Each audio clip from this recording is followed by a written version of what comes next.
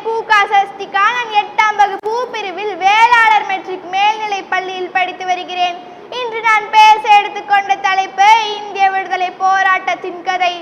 அகிம்சை வழியில் காந்தியும், ஆயுதமேந்தி நேதாஜியும், எழுதுகோள் கொண்டு பாரதியும், வீர மங்கையாய் வேலு நாச்சியாரும், கப்பலோட்டிய வஉசியும், கொடியை ஏந்தி குமரனும், எண்ணற்ற வீரர்களின் தியாகத்தாலும் பிறந்த சுதந்திரம் நம் சுதந்திரம். இந்திய விடுதலை போராட்டத்தின் கதை ஒரு வீர தீர செயல் நிறைந்த வரலாறு. ஆங்கிலேயரின் ஆட்சியிலிருந்து இந்தியாவை விடுவிக்க பல்வேறு போராட்டங்கள், இயக்கங்கள் மற்றும் தியாகங்கள் நிகழ்ந்தன. இந்த போராட்டத்தில் பல வீரர்கள் மற்றும் மக்களும் தங்கள் பங்களிப்பை அளித்தனர். அவர்களின் தியாகம் மற்றும் போராட்டத்தின் காரணமாகவே இந்தியா 1947ஆம் ஆண்டு ஆகஸ்ட் 15ஆம் நாளன்று சுதந்திரம் பெற்றது.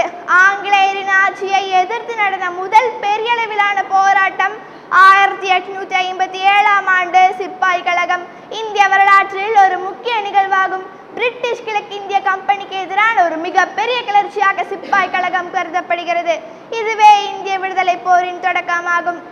மகாத்மா காந்தி தலைமையில் இந்திய மக்கள் அகிம்சை வழியில் ஆங்கிலேயர்களுக்கு எதிராக போராடினார்கள். கத்தியின்றி ரத்தமின்றி யுத்தம் ஒன்று வருகுது, சத்தியத்தின் நித்தியத்தை நம்பும் யாரும் சேருவீர் என்ற நாமக்கலார் பாடல் வரிகள் மூலம் நாட்டு மக்களை ஒன்று திரட்டினார். மூத்த தலைவர்களும் அண்ணல் காந்தி காட்டிய வழியை கடைபிடித்து நடந்தனர். ஒத்துழையாமை இயக்கம், உப்பு சத்தியாகிரகம், வெள்ளையனே வெளியேறு இயக்கம், வரிகொடா இயக்கம் போன்ற பல அறப்போராட்டங்களை நடத்தினார். இப்போராட்டத்திற்கு ஆதரவாக பல்லாயிரக்கணக்கான மக்கள் வெள்ளமென திரண்டனர். 1920ஆம் ஆண்டு ஆங்கில அரசை எதிர்த்து காந்தியடிகள் ஒத்துழையாமை இயக்கத்தை தொடங்கினார்கள். ஆங்கிலேயரின் சட்ட திட்டங்களுக்கு கீழ்ப்படிய கூடாது, வன்முறையின்றி அரசாங்கத்தை எதிர்க்க வேண்டும் என்பதே இதன் நோக்கம். அரசு போக்குவரத்துகள், பிரிட்டனில் தயாரிக்கப்பட்ட துணி முதலான பொருட்களையும் இந்திய தேசியவாதிகளால் புறக்கணிக்கப்பட்டது. தூக்கு கயிறுக்கு முத்தமிட்ட பகத்சிங் இந்தியா கண்டெடுத்த ஒரு லட்சிய வீரன். பிரிட்டிஷாரின் ஆதிக்கத்திற்கு எதிராக இந்திய இளைஞர்களின் நெஞ்சில் சுதந்திர நெருப்பை பற்ற வைக்க வேண்டும். அதை சாதித்து விட்டால் போதும், சுதந்திரம் தொட்டுவிடும் தூரம் என்று பரிபூரணமாக நம்பினார். காந்தியின் அகிம்சை வழி போராட்டம் சுதந்திர போராட்ட களத்தை விரிவுபடுத்தியது என்றால், பகத்சிங்கின் வீரமும் தியாகமும் பல இளைஞர்களை போராட்ட களத்திற்கு அழைத்து வந்தது என்பது மறக்க முடியாத உண்மையாகும். நாம் அடிமைப்பட்டுள்ளோம் என்பதை மறந்து சாதி, இனம், மொழி போன்றவற்றால் மக்கள் பிரிந்திருந்தனர். இதனை கண்ட பாரதியார், ஒன்றுபட்டால் உண்டு வாழ்வு, நம்மில் ஒற்றுமை நீங்கி அனைவருக்கும் தாழ்வே என்று பாடி மக்களிடம் ஒற்றுமை உணர்வை வளர்த்து ஒற்றுமையே பலம் என்பதை தெளிவுபடுத்தினார். சுதந்திரம் அடைவதற்கு முன்பே தன்னுடைய சுதந்திர தாகத்தை தீர்ப்பதற்காக ஆடுவோமே பல்லு பாடுவோமே தமிழகத்தை சேர்ந்த பல சுதந்திர போராட்ட வீரர்கள் தங்கள் உயிரை தியாகம் செய்து நம் நாட்டின் விடுதலைக்காக போராடினார்கள். எனவே இந்த வரலாற்றை நாம் அனைவரும் நினைவில் வைத்து நம் நாட்டை பாதுகாக்க வேண்டும் என்று கூறி வாய்ப்புக்கு நன்றி தெரிவித்து இத்துடன் நிறைவு செய்கிறேன். நன்றி, வணக்கம். பிறந்த சிறந்த மொழிகளிலே சிறந்தே பிறந்த மொழியாகிய எம் தாய்மொழியாம் செந்தமிழ் மொழிக்கு எனது முத்தான முதற்கண் வணக்கத்தை தெரிவித்துக் கொள்கிறேன். அனைவருக்கும் வணக்கம். என் பெயர் சாதிகந்தரா. நான் வேளாளர் மெட்ரிக் மேல்நிலை பள்ளியில் 8ஆம் வகுப்பில் படித்துக் கொண்டிருக்கிறேன். நான் இங்கு பேச எடுத்துக்கொண்ட தலைப்பு இந்திய விடுதலை போராட்டத்தின் கதை. இந்தியாவின் விடுதலை போராட்டம் ஆங்கிலேயர் ஆட்சியிலிருந்து இந்தியாவை விடுவிப்பதற்கான ஒரு நீண்ட கால கடினமான போராட்டம். இது பல்வேறு கட்டங்களை கொண்டது. இந்திய விடுதலைக்காக எண்ணற்ற தலைவர்கள் இந்தியாவெங்கும் போராடினர். 1857ஆம் ஆண்டில் தொடங்கப்பட்ட சிப்பாய் கழகம் ஆங்கிலேயர்களுக்கு எதிரான ஒரு மிகப்பெரிய அளவிலான கிளர்ச்சியாகும். இதில் நம் மக்கள் ஆங்கிலேயர்களுக்கு ஒத்துழைக்க மறுப்பது, வரி செலுத்த மறுப்பது போன்ற செயல்கள் மூலம் போராட்டம் நடத்தினர். 1930இல் உப்பு சத்தியாகிரகம், சட்ட மறுப்பு இயக்கங்கள் மூலம் போராட்டம் முன்னெடுக்கப்பட்டது. 1942ஆம் ஆண்டில் தொடங்கப்பட்ட வெள்ளையனே வெளியேறு இயக்கம் இந்தியாவில் ஆங்கிலேயர்களை வெளியேற்றுவதை நோக்கமாக கொண்டது. கப்பலோட்டிய தமிழர் என்று அழைக்கப்படுகின்ற வ.உ. சிதம்பரனார் சுதேசி கப்பல் நிறுவனத்தை தொடங்கி ஆங்கிலேயர்களுக்கு எதிராக போராடினார். வலிமையும் வீரமும் மிக்கவர்களின் ஆயுதம் அகிம்சை என்று முழக்கமிட்டு அகிம்சை வழியில் போராடி இந்திய விடுதலைக்கு வித்திட்டவர் மகாத்மா காந்தி. அச்சமில்லை அச்சமில்லை அச்சமென்பதில்லையே, துச்சமாக எண்ணி நம்மை தூறு செய்த போதிலும் அச்சமில்லை அச்சமில்லை அச்சமென்பதில்லையே என்று வீர முழக்கமிட்டு ஆங்கிலேயர்களுக்கு எதிராக நம் மக்களை வீடு கொண்டு எழச் செய்தவர் மகாகவி பாரதியார். ஜான்சி ராணி என்று அழைக்கப்படுகின்ற ராணி லட்சுமிபாய் 1857ஆம் ஆண்டு இந்திய கிளர்ச்சியில் ஒரு முக்கிய பங்கு பெற்றார். ஆயுதமேந்தி போராடிய முதல் பெண் வீரமங்கை வேலுநாச்சியார். மகாத்மா காந்தி, நேதாஜி சுபாஷ் சந்திர போஸ் ஆகியோர் தலைமையில் மக்கள் போராட்டம் நடத்தினர். மேலும் இப்போராட்டத்தினை சந்தித்த ஆங்கில அரசு இந்தியாவிற்கு விடுதலை தர முடிவு செய்தது. இதில் பிரித்தாலும் சூழ்ச்சியை ஆங்கில அரசு கடைபிடித்தது. இந்தியா பாகிஸ்தான் என நாட்டை துண்டாக்கி விடுதலை தருவதாக கூறியது. இந்திய தலைவர்கள் இந்தியா துண்டாவதை விரும்பவில்லை. முஸ்லிம் தலைவர்கள் பிரிவினையை ஏற்றனர். இதனால் வங்காளத்தில் இந்துக்கள் முஸ்லிம்கள் கலவரம் ஏற்பட்டு அதில் பலர் கொல்லப்பட்டனர். அப்பகுதியில் அமைதியை உண்டாக்க நவகாளி யாத்திரை என்ற அமைதி பயணத்தை மேற்கொண்டார் மகாத்மா காந்தி. இந்திய அரசியல் அமைப்பு சட்டத்தை உருவாக்கியவர் டாக்டர் அம்பேத்கர்.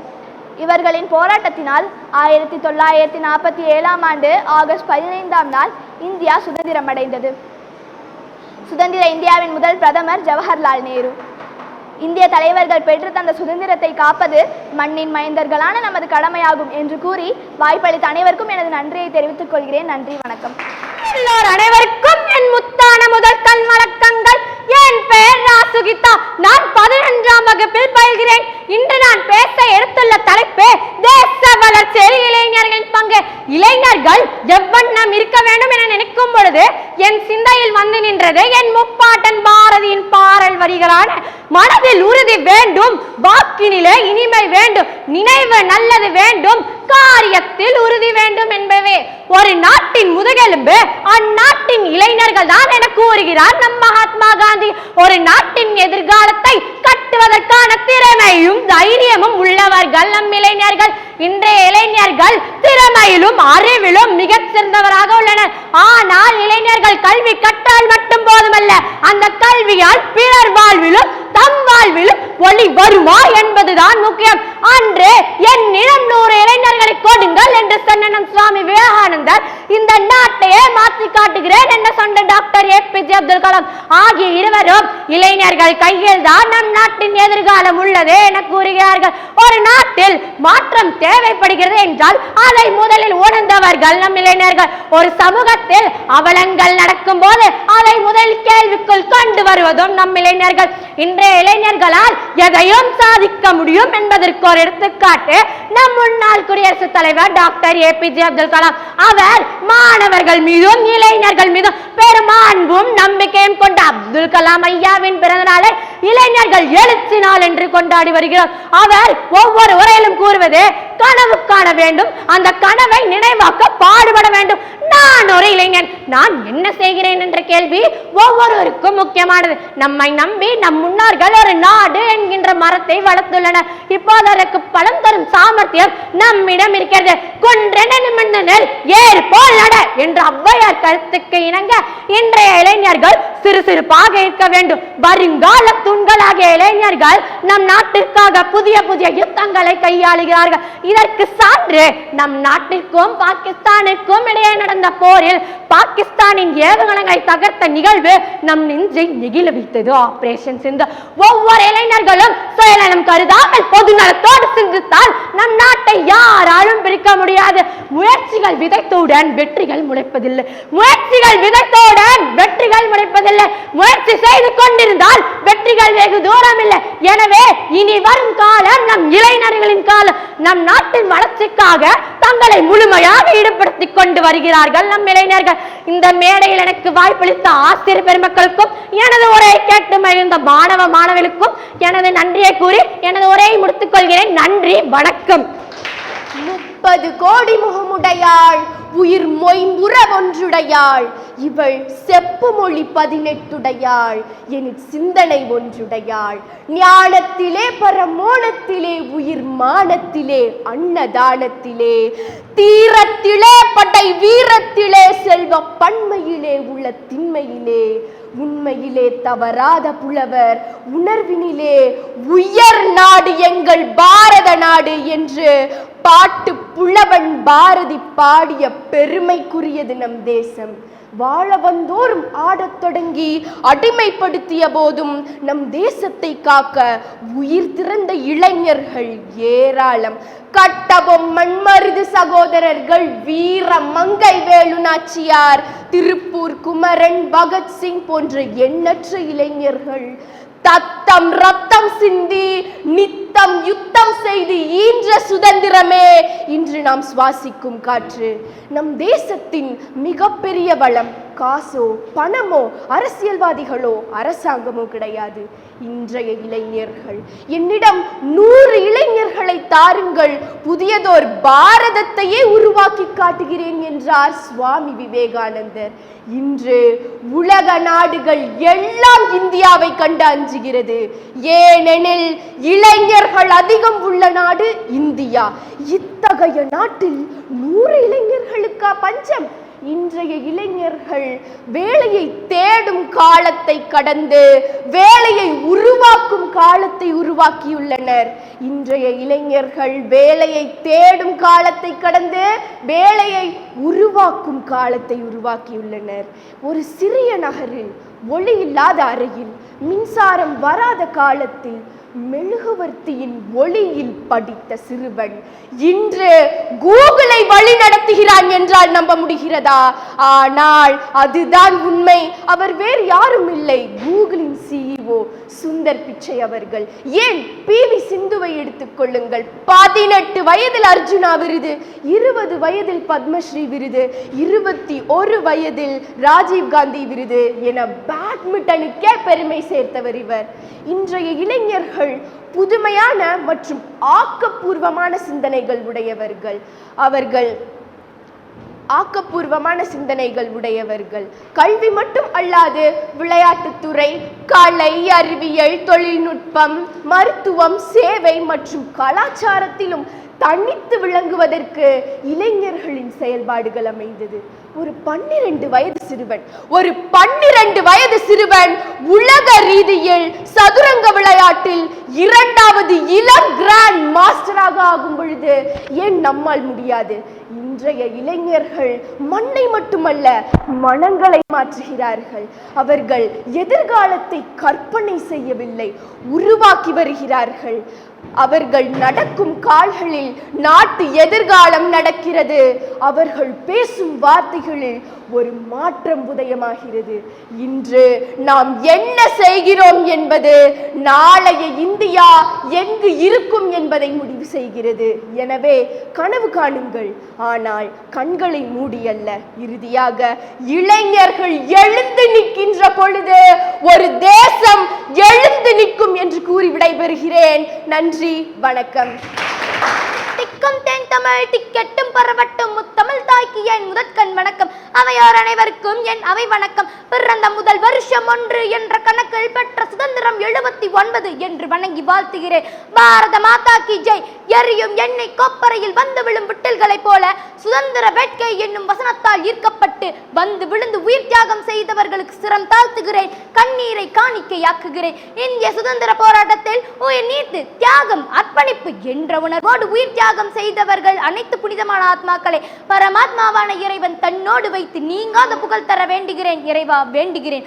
சுதந்திர போராட்டம் என்பது எங்கள் நிலத்திற்காக, உரிமைக்காக, வழிபாட்டுக்காகவே என்று வீர முழக்கமிடுகிறார் ராணி லட்சுமிபாய் அவர்கள். சுதந்திரம் ஒருபோதும் தானாக வராது, தன்னுடைய முயற்சியால் அதை பெற வேண்டும் என்கிறார் காந்திஜி அவர்கள்.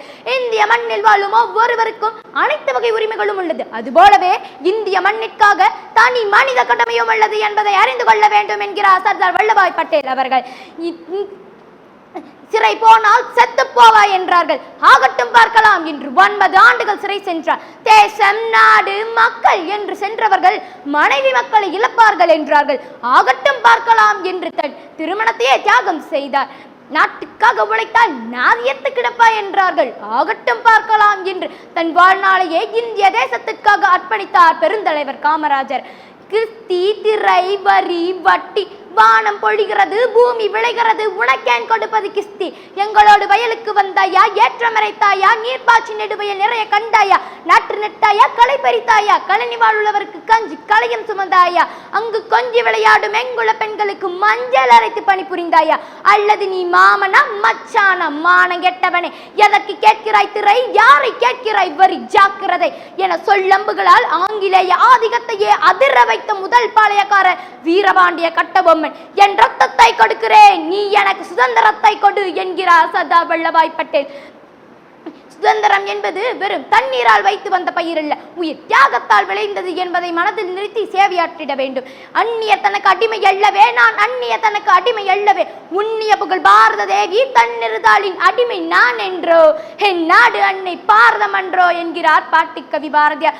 சுதந்திரம் என்பது நம் இந்திய திருநாடு அந்நியரின் ஆதிக்கப்படியிலிருந்து கட்டமைக்கப்பட்டு விடுதலை பெற்றதே சுதந்திரம். எளிதில் கிடைத்து விட்டதா இந்த சுதந்திரம்? இல்லை. இந்த சுதந்திரம் எத்தனை கசியடிகள், எத்தனை போராட்டங்கள், எத்தனை உயிர் தியாகங்கள், எத்தனை சிறையிருப்புகள், அத்தனைக்கும் முற்றுப்புள்ளி வைக்க 1947 ஆண்டு ஆகஸ்ட் திங்கள் 15ஆம் நாள் சுதந்திர காட்சியை மலரச் செய்தனர் நம் முன்னோர்கள். இறுதியாக 1980ஆம் ஆண்டு தன் படைபலத்தை வைத்து ஆங்கிலேயருக்கு எதிராக தாக்குதல் நடத்தி ஆங்கிலேயரை வென்ற ஒரே பெண்மணி வேலு நாச்சியார் தனது வீட்டையும் சொற்றையும் விற்று இந்திய சுதந்திர போராட்டத்திற்காக செலவிட்டு தென்னகத்து ராணி என காந்தியால் அழைக்கப்பட்டார் கடலூர் அஞ்சலையம்மாள்.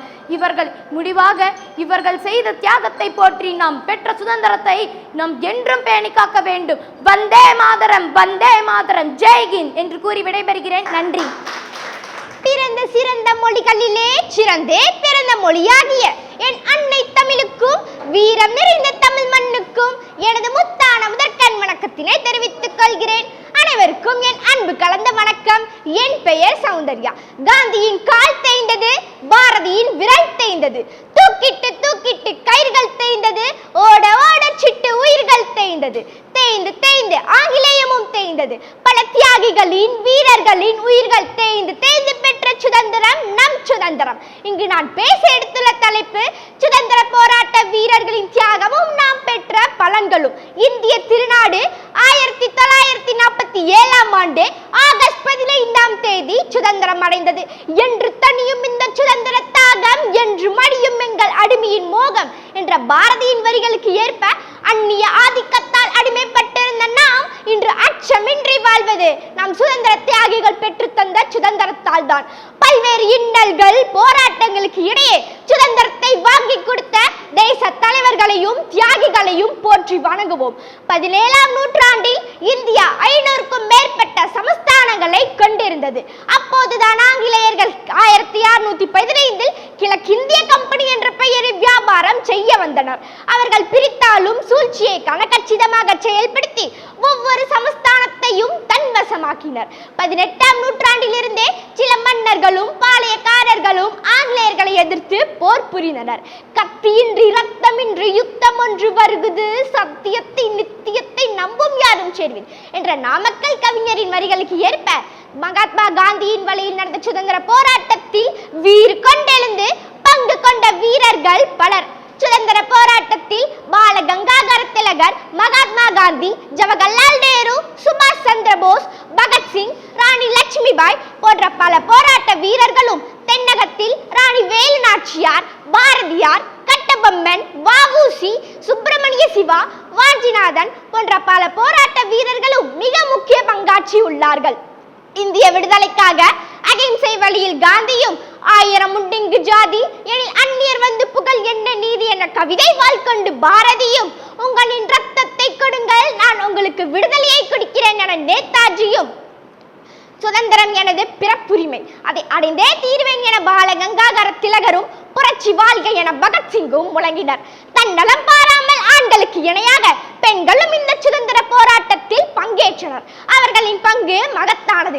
தேசிய அளவில் ஜான்சி ராணி, அன்னி பெசன்ட் அம்மையார் போன்றோரும், தமிழகத்தில் வேலு நாச்சியார், தில்லையடி வள்ளியம்மை, கடலூர் அஞ்சலையம்மாள், நீலாவதி அம்மையார் போன்ற பல போராட்ட வீரர்களும் நாட்டின் சுதந்திரத்திற்காக போராடியவர்கள் ஆவர்.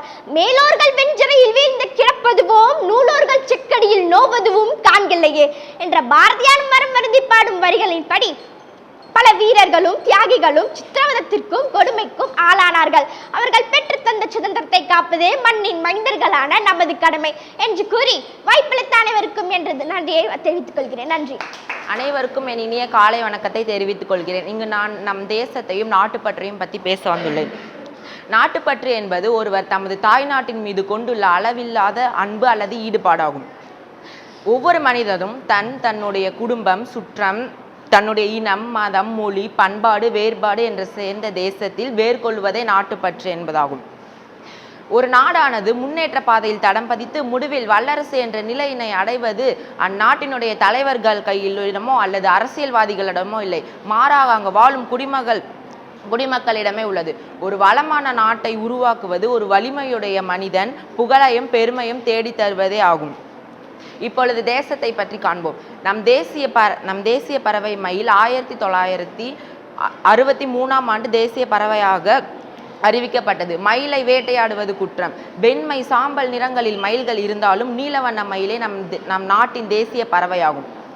நம் நாட்டின் தேசிய கீதமான ஜனகணமன, இதை ரவீந்திரநாத் தாகூர் எழுதிய கீதாஞ்சலி நூலில் இடம்பெறுகிறது. இந்த கீதம் எழுதப்பட்டு 105 வருடங்கள் ஆகின்றன. நம் நாட்டின் தேசிய பாடலான வந்தே மாதரம், இதை சந்திர சாட்டர்ஜி எழுதிய ஆனந்த மடம் என்னும் நூலில் இடம்பெறுகிறது. இது 1950ஆம் ஆண்டு ஜனவரி 23ஆம் தேதி தேசிய பாடலாக ஏற்றுக்கொள்ளப்பட்டது. தேசிய கீதம், தேசிய பாடல் இரண்டுமே வங்க மொழியில் இருப்பது ஒன்றும் ஆச்சரியமில்லை. இந்தியாவில் வங்கப்புலி இல்லை. ஆனால் வங்கப்புலி இந்தியாவின் தேசிய விலங்காக 1973ஆம் ஆண்டு அறிவிக்கப்பட்டது. தாமரை தேசிய மலராக 1950ஆம் ஆண்டு அறிவிக்கப்பட்டது. நீண்ட ஆயுள், தூய்மையை அடையாளமாக கொண்டது தாமரை. இந்தியா மிகவும் முக்கியத்துவம் வாய்ந்த ஒரு தேர்தலை நோக்கி நகர்ந்து கொண்டிருக்கிறது. எனவே பாதுகாப்பும். நன்றி. சுதந்திர தினத்தை முன்னிட்டு நடக்க இருக்கும் பேச்சு போட்டியில் கலைமகள் கல்வி நிலையம் பெண்கள் மெட்ரிக் மேல்நிலை பள்ளியிலிருந்து பேச வந்துள்ளேன். பிறந்த சிறந்த மொழிகளிலே பிறந்த மொழியாகிய அன்னை தமிழுக்கும் வீரம் நிறைந்த தமிழ் மண்ணுக்கும் எனது முதற்கண் வணக்கத்தை தெரிவித்துக் கொள்கிறேன். மற்றும் இங்கு கூடியுள்ள அனைவருக்கும் என் அன்பு வணக்கத்தை தெரிவித்துக் கொள்கிறேன். காந்தியின் கால் தேய்ந்தது, பாரதியின் விரல் தேய்ந்தது, ஓட ஓட சுட்ட பல உயிர்கள் தேய்ந்து பெற்ற சுதந்திரம் நம் சுதந்திரம். சுதந்திர போராட்ட வீரர்களின் தியாகமும் நம் பெற்ற பலன்களும் பற்றி எனது நெஞ்சார்ந்தோடைய உங்களிடம் பகிர்ந்து கொள்ள வருகிறேன். இந்திய சுதந்திரம் என்பது ஆங்கிலேய ஆட்சியிலிருந்து இந்தியா விடுவிப்பதற்காக நடத்தப்பட்ட ஒரு நீண்ட மற்றும் கடினமான போராட்டம். இதில் பல வீரர்கள் தங்கள் உயிரையும் துச்சமென மதித்து போராடினார்கள். அவர்களின் தியாகங்கள் அளப்பரியது. கத்தியின்றி ரத்தமின்றி யுத்தம் ஒன்று வருகிறது, சத்தியத்தின் நித்தியத்தை நம்பும் யாரும் சேர்வீர் என்ற நாமக்கல் கவிஞரின் வரிகள் கேட்ப காந்தியின் தலைமையில் நடந்த சுதந்திர போராட்டத்தில் வீறு கொண்டு எழுந்த வீரர்கள் பல. இந்திய விடுதலைக்காக அகிம்சை வழியில் காந்தியும், 1000 உண்டிங்கு ஜாதி எனில் அந்நியர் வந்து புகழென நீதி என்ற கவிதை வாழ்கொண்ட பாரதியும், சுதந்திரம் எனது பிறப்புரிமை அதை அடைந்தே தீர்வன் என பல கங்காதார திலகரும், புரட்சி வாழ்க என பகத்சிங்கும் முழங்கினார். அதன்படி இந்திய திருநாடு 1947ஆம் ஆண்டு ஆகஸ்ட் 15ஆம் தேதி சுதந்திரம் அடைந்தது.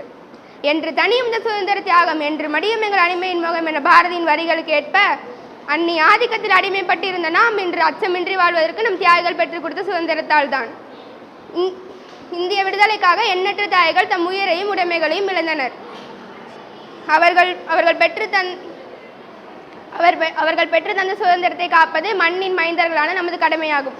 மந்திரத்தாலும் தந்திரத்தாலும் பெற்றதிலே நம்முடைய சுதந்திரம். பல உயிர் தியாகத்தினாலும் பல ரத்தத்தினாலும் பெற்றதுதான் நம்முடைய சுதந்திரம். முன்பு இந்திய மக்கள் ஆங்கிலேயன் ஆட்சியின் கீழ் அடிமைப்பட்டு வாழ்ந்தனர். ஆனால் இன்று நாம் எங்கேயும் செல்லவும் எங்கு வேண்டுமானாலும் தங்கவும் முடியும். சுதந்திரத்துக்கு முன் கல்வி என்பது ஒரு சிலருக்கே கிடைத்தது. இன்று அனைவருக்கும் கல்வி பயிலும் வாய்ப்பு உள்ளது. சுதந்திரம் நமக்கு தன்னம்பிக்கையும் சுயமரியாதையும் அளித்தது. பெருமை பெருங்கடல் தமிழே, சங்கம் பாடிய செம்மொழி நீ, மலை போல் உயர்ந்து நின்ற காவியம் நீ, கடல் போல் பறந்து விருந்த பண்பாடு நீ, புறநானூற்றின் வீர குரல் நீ, அகநானூற்றின் அன்பு குரல் நீ, திருக்குறளின் சிந்தனை நீ, சிலப்பதிகாரத்தின் நீதி யோசை நீ, பாரதியார்த்தி கவிதை நீ, வீரமங்கை வாழொலி நீ, படை வீரரின் போர்த்திரை நீ, மண்மணம் வீசும் மொழி நீ, மதியொலி பாயும் செம்மொழி நீ, காலம் கடந்து நினைத்த காவியமே, உலகம் வியக்கும் தமிழே, என் தாய்மொழி தமிழுக்கு என் முதற்கண் வணக்கங்கள். அந்த இனிய தமிழில் தான் இன்றைய உரை ஓங்குகிறது. விடுதலை வீரர் தியாகம் பற்றி சுதந்திரம் மலர்ந்த காவியமாய் பாடுகிறது. இன்று நான் பேச போகும் தலைப்பு விடுதலை போராட்ட வீரர்களின் தியாகமும் அதன் பயன்களும். இந்த தலைப்பு ஒரு சாதாரண உரை அல்ல. நம் உயிர், ரத்தம், மூச்சு, வரலாறு அனைத்தையும் கொண்டிருக்கும் ஒன்று. சுதந்திரத்தின் சுவை இன்று இனிமையாக இருக்கிறது. ஆனால் அந்த சுதந்திரத்தை பெற எத்தனை வீரர்கள் உற்சாகம் செய்தார்கள், எத்தனை உயிர்கள் சாம்பலானது, அதை நினைத்தாலே இதயம் நடுங்குகிறது. ஆங்கிலேயரின் கொடுமை நம் நாட்டை அடிமைத்தனத்தில் ஆழ்த்தியது. சொந்த நிலம் இருந்தும் சொந்த குழந்தை பசித்தது, சொந்த மொழி இருந்தும் பாடங்கள் அந்நிய மொழியில் சொல்லப்பட்டன. இந்த நிலைமையை சகித்துக் கொள்ள முடியாமல் சினந்து எழுந்தனர் வீரர்கள். 1857 ஆண்டு முதலாவது சுதந்திர போராட்டம். மங்கள் பாண்டே, லட்சுமிபாய், திலக், சாவர்கர் போன்றோர் சினந்து எழுந்தனர். நம் நாட்டின் மண்ணில் வீரர்களின் ரத்தம் மண் வாசனை தந்தது. வஉசி கடலோடு போராடியவர். அவர் சுதேசி கப்பல் இயக்கிய போது கடல் அலைகள் சுதந்திர கீதம் பாடின. சுப்பிரமணிய பாரதி கவிதை வாழால் போராடியவர். அவரின் பாடல்கள் இளைஞர்களின் நெஞ்சை எரித்தது. செய்யும் தொழிலே தெய்வம், சுதந்திரமே உயர் வாழ்க்கை. பகத்சிங் இளமையை உயிரோடு தியாகம் செய்தார். படுகொலை மேடையில் கூட சிரித்த முகத்துடன் சென்றார். நேதாஜி சுபாஷ் சந்திர போஸ் எனக்கு ரத்தம் கொடுங்கள், நான் உங்களுக்கு சுதந்திரம் தருகிறேன் என்றார். அவரின் குரல் இன்றும் இளைஞர்களின் ரத்தத்தில் ஓடுகிறது. விடுதலை போராட்டத்தில் ஆண்கள் மட்டுமல்ல, பெண்களும் தங்கள் உயிரை தந்தனர். வீரமங்கை வேலுநாச்சியார் கையிலே வாள் எடுத்து ஆங்கிலேயரை எதிர்த்து போராடினார். முத்துலட்சுமி அம்மையார் சமூக சீர்திருத்தத்தால் சுதந்திர கனவை விதைத்தார். அவர்கள் சொன்னார்கள், சுதந்திரம் இல்லாமல் பெண்களின் கண்ணீரும் காயம் பெறும் என்று. இந்த தியாகத்தின் பலனாக 1947 ஆகஸ்ட் 15 இந்தியா சுதந்திரம் பெற்றது. அது வெறும் அரசியல் சுதந்திரம் அல்ல, அது கல்வி சுதந்திரம், அது வாழ்வு சுதந்திரம், அது சிந்தனை சுதந்திரம். இன்று நம் நாட்டில் ஒவ்வொரு குழந்தையும் பள்ளிக்கு செல்கிறது, ஒவ்வொரு பெண்ணும் உரிமையோடு வாழ்கிறாள், ஒவ்வொரு இளைஞனும் கனவு காண்கிறான். நம் மொழி, பாரம்பரியம் இவை அனைத்தும் சுதந்திரத்தால் காப்பாற்றப்பட்டது. ஒரு காற்றை சுவாசிப்பதும் சுதந்திரம், ஒரு பாடலை பாடுவதும் சுதந்திரம், ஒரு கனவை காண்பதும் சுதந்திரம். ஆனால் தோழர்களே, விடுதலை என்பது ஒரு முடிவல்ல, அது ஒரு தொடக்கம். வீரர்கள் நமக்காக உயிரை விட்டனர். ஆனால் நாம் என்ன செய்கிறோம்? நாடு இன்று எதிர்கொள்ளும் சவால்கள், ஊழல், கல்வியின்மை, வறுமை, இவற்றை நீக்கும் பொறுப்பு நமக்கே. வீரர்கள் தந்த சுதந்திரம் சுமார் ரசிக்க வேண்டிய ஒன்றல்ல, அது பாதுகாக்க வேண்டிய புனித கடமை. அன்பு தோழர்களே, வீரர்களின் தியாகம் இல்லையெனில் இன்று என்னால் சுதந்திரமாக பேசக்கூட முடியாது. அவர்கள் வாழ்ந்தது நம் நாளைக்காக, நாம் வாழ வேண்டியது அவர்களின் கனவுக்காக. சுதந்திரம் ஒரு பாடல், அதை தினமும் பாடுவோம். சுதந்திரம் ஒரு விளக்கு, அதை எப்பொழுதும் ஏற்றுவோம். சுதந்திரம் நம் உயிரை நம் உள்ளத்தில் பாதுகாப்போம். இதயம் கனிந்த நன்றி.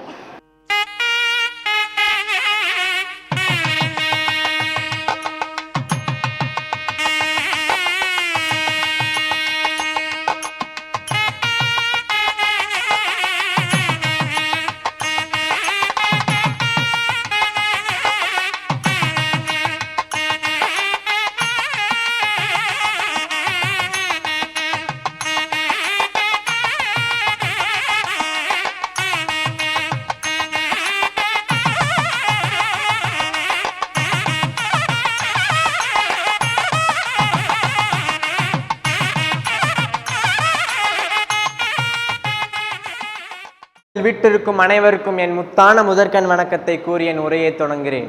நான் காவி பூபேஷ், 12ஆம் வகுப்பில் படிக்கிறேன். கொங்கு நேஷனல் பள்ளியிலிருந்து வந்துள்ளேன்.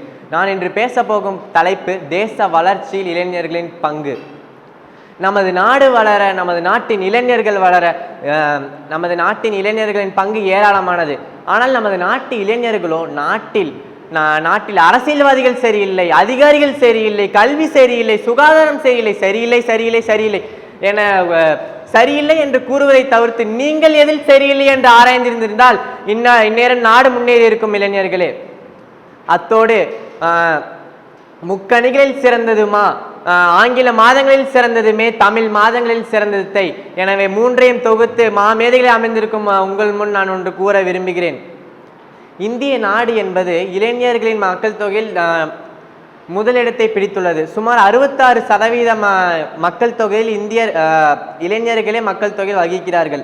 எனவே இந்தியாவிலே படித்து, இந்தியாவிலே வாழ்ந்து, இந்தியாவிலே வளர்ந்த இளைஞர்கள் அண்டை நாடுகளுக்கு சென்று வேலை செய்கிறார்கள். இது எப்படிப்பட்ட ஒரு துரோகம்!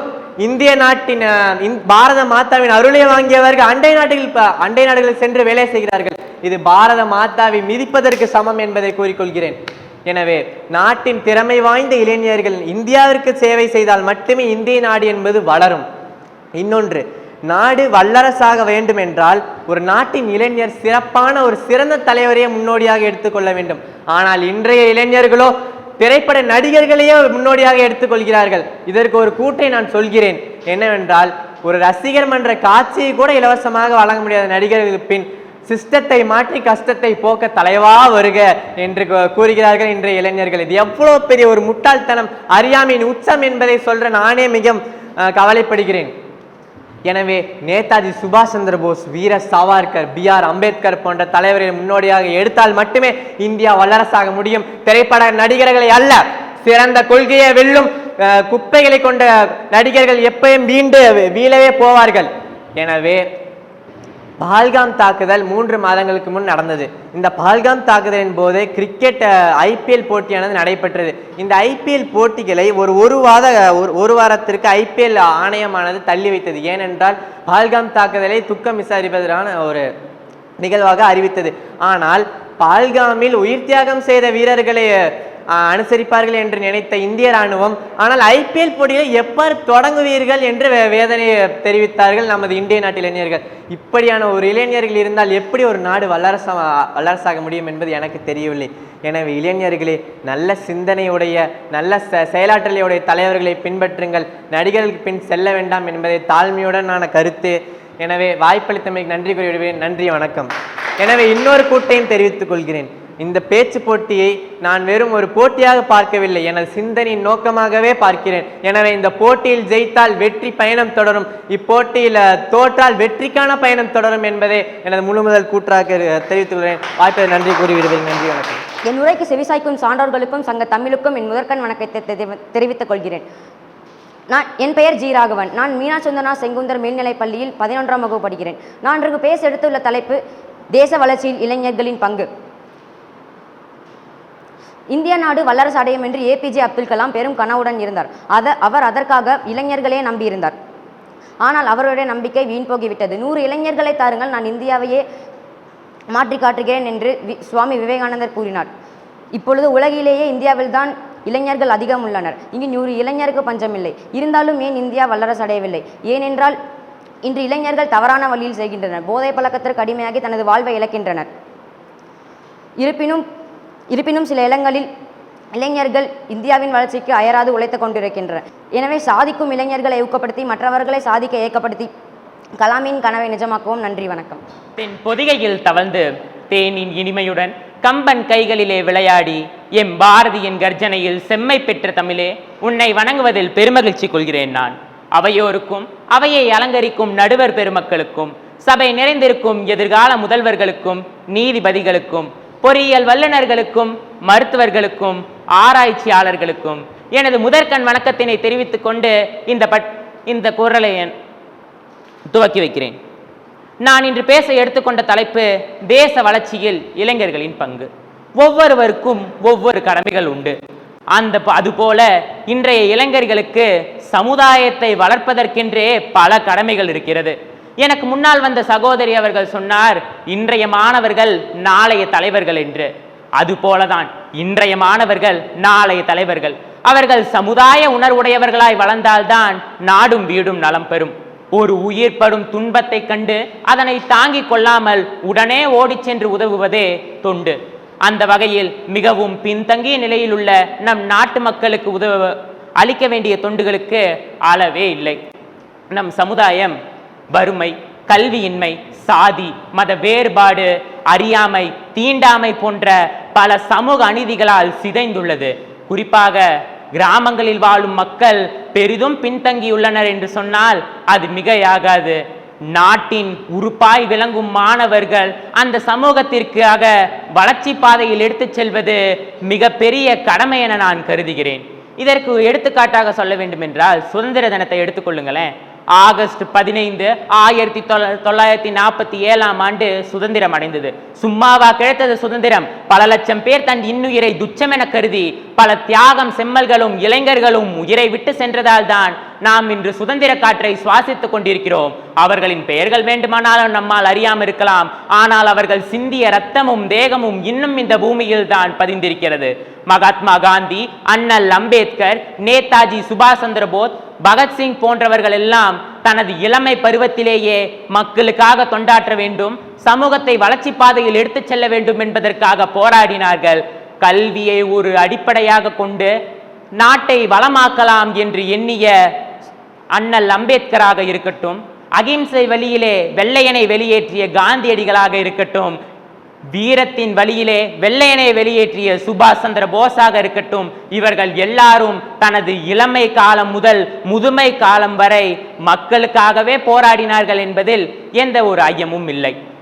இப்படி சிறிது சிறிதாக சீர்திருத்தப்பட்ட நம் நாட்டின் இன்றைய நிலை எவ்வாறு இருக்கிறது என்று கேட்டால் அது மிகவும் கேள்விக்குறியாக தான் இருக்கிறது. பாரதி மட்டும் இன்று இருந்திருந்தால் மற்றும் ஒரு பாடலான நெஞ்சு பொறுக்கவில்லை என்ற பாடலை பாடியிருக்க மாட்டாரா என்ன?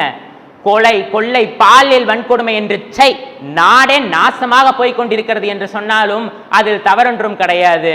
மாணவர்களின் இடையே ஏற்றத்தாழ்வு வரக்கூடாது என்பதற்காக தான் பள்ளிச்சூரடையை வழங்கினார் காமராஜர். ஆனால் இன்று மேல் ஜாதி என்றும் கீழ் ஜாதி என்றும் மக்கள் தங்களுக்குத்தானே பாகுபாடு செய்து கொண்டிருக்கிறார்கள். சிறப்பு நிகழ்ச்சிக்குள் மூழ்கி கிடக்கிறோமே. உன்னத நாளாய் கொண்டாடப்பட வேண்டிய சுதந்திர தினம் உலக பயண நாளாக மாறிக்கொண்டிருக்கிறது. தேசப்பற்று என்று ஒன்று இல்லாமல் காலை 10 மணி வரையும் தூங்கிக் கொண்டு இருக்கிறார்களே, இதுவா இளைஞர்களின் பங்கு? அல்ல.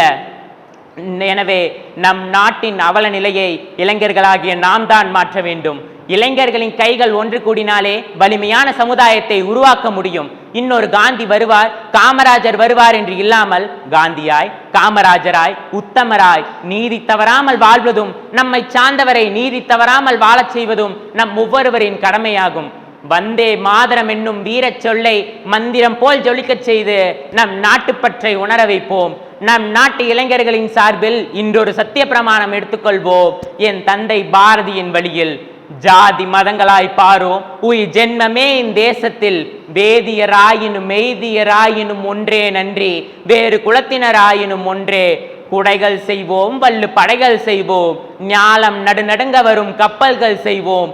பஞ்சமே துஞ்சமின்றி உயிர் துடிதுடித்தே துஞ்சி மாய்க்கின்றாரோ அவர் துயர் நீங்க ஒரு வழி செய்வோம் என்று உறுதிமொழி எடுத்துக்கொண்டு எனது உரையை நிறைவு செய்கிறேன். நன்றி, வணக்கம். என் பெயர் தானித்திலா. நான் வேளாளர் வித்யாலயா பள்ளியின் 8ஆம் வகுப்பு மாணவி. தித்திக்கும் தேன் தமிழ் திக்கட்டும் பரவட்டும் முத்தமிழ் தாய்க்கு என் முதற்கண் வணக்கங்களை கூறி என் உரைக்குள் நுழைகிறேன். இன்று நான் பேச எடுத்துக்கொண்ட தலைப்பு இன்றைய இளைய தலைமுறையினருக்கு மிக அவசியமான ஒன்று. ஆம், ஒரு நல்ல குடிமகனுக்கான அடையாளங்கள். உலகில் ஒன்றை அடையாளப்படுத்த பல புறவேற்றுமைகள் உண்டு. உதாரணமாக ஆண் பெண் வேறுபாடு, திருமணமானவர் ஆகாதவர், எந்த மதத்தை சார்ந்தவர், எந்த நாடு, எந்த மொழி போன்றவை உண்டு. ஆனால் ஒரு நல்ல குடிமகனை அடையாளப்படுத்துவது ஒருவரது செயல்கள் மட்டுமே. ஒரு நல்ல குடிமகனின் கடமைகள் அவனது குடும்பத்திலிருந்தே தொடங்குகின்றன. பாருக்குள்ளே நல்ல நாடு எங்கள் பாரத நாடு. ஞானத்திலே பரமோனத்திலே உயிர் மானத்திலே அன்னதானத்திலே காணத்திலே அமுதாய் நிறைந்த கவிதையிலே உயர் நாடு இந்த பாருக்குள்ளே நல்ல நாடு எங்கள் பாரத நாடு என்றார் பாட்டுக்கு ஒரு புலவன் பாரதியார். திருவள்ளுவர் மடியின்றி, அதாவது சோம்பலின்றி உழைத்து குடும்பத்தை பாதுகாப்பதுதான் குடியாண்மையின் இலக்கணம் என்கிறார். உலகின் சிறப்பிற்கே அடையாளமாக விளங்கக்கூடியது நமது பாரத நாட்டின் குடும்ப அமைப்பே. நமது அரசியலமைப்பு சட்டம் ஒரு குடிமகனுக்கான உரிமைகள், கடமைகள் மற்றும் மாண்புகளை வகுத்தளித்துள்ளது. நமது அரசியலமைப்பு சட்டம் ஒரு குடிமகனுக்கு வழங்கியுள்ள தலையாய கடமை வாக்களிக்கும் உரிமை. ஒரு நல்ல குடிமகன் இந்த கடமையிலிருந்து ஒருபோதும் தவறக்கூடாது. உரிமைகளையும் கடமைகளையும் பற்றி மகாத்மா காந்தி அவர்கள், உரிமையின் உண்மையான ஆதாரம் கடமைதான். நாம் அனைவரும் நமது கடமைகளை செய்தால் உரிமைகளை தேடுவது வெகு தொலைவில் இருக்காது. நாம் நமது கடமைகளை செய்யாமல் விட்டுவிட்டு உரிமைகளை தேடி ஓடினால் அவை நம்மிடமிருந்து விலகித்தான் செல்லும். நாம் எவ்வளவு அதிகமாக அவற்றை பின்தொடர்கிறோமோ அவை அவ்வளவு தூரம் பறக்கும் என்கிறார்.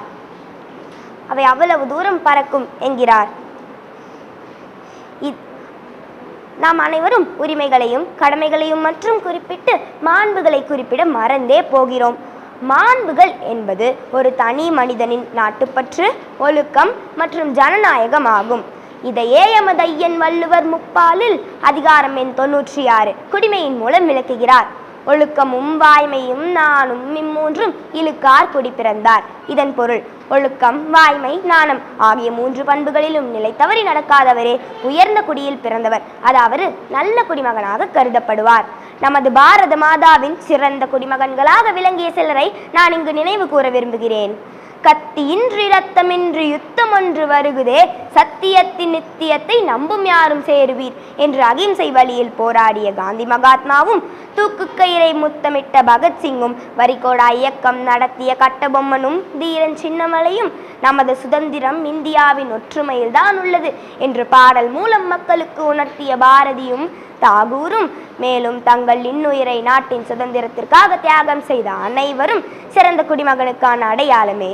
சுதந்திரத்திற்கு பின்பும் இன்று ஆபரேஷன் சிந்தூர் வரை நாட்டின் எல்லையில் நின்று நம்மை பாதுகாக்கும் ஒவ்வொரு இந்திய இராணுவ வீரரும் சிறந்த குடிமகனுக்கான அடையாளமே.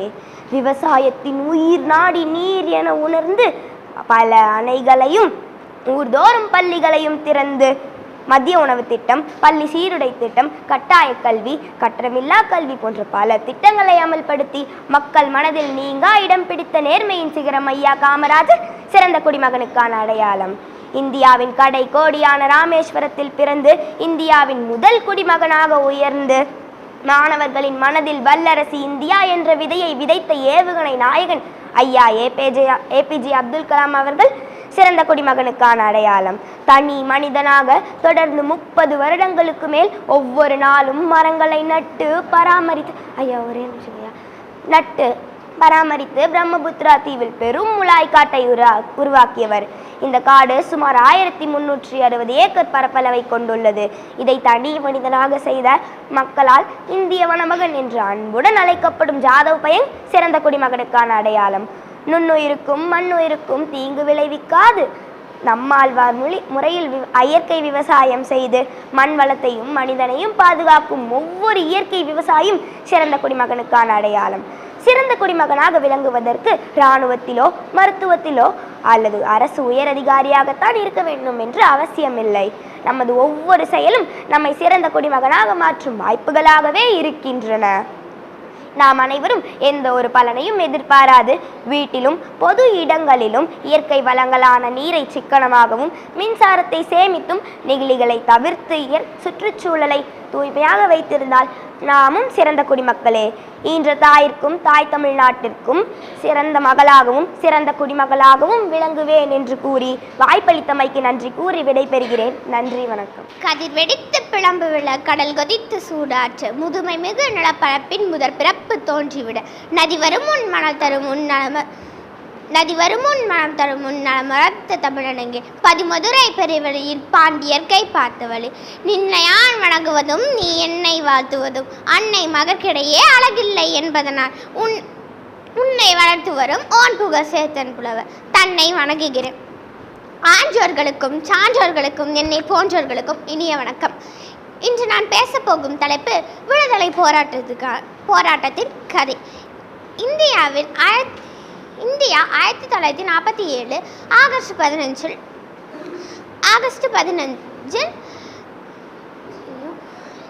15 ஆங்கிலேய காலனித்துவ ஆட்சியிலிருந்து விடுதலை பெற்றுக்கொண்டது.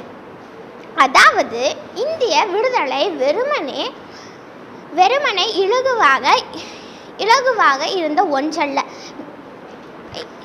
அதற்காக என் முன்னோர்கள் மிகவும் பாடுபட்டுள்ளனர். அதை பற்றி பேச்சு துவக்கத்தில் காண்போம். ஆங்கிலேயரின் அடக்குமுறை இந்தியாவின் தமது ஆதிக்கத்தின் கீழ் வைத்திருந்த போர்த்துகேயரை விரட்டிய ஆங்கிலேயர்கள் தமது ஆதிக்கத்தை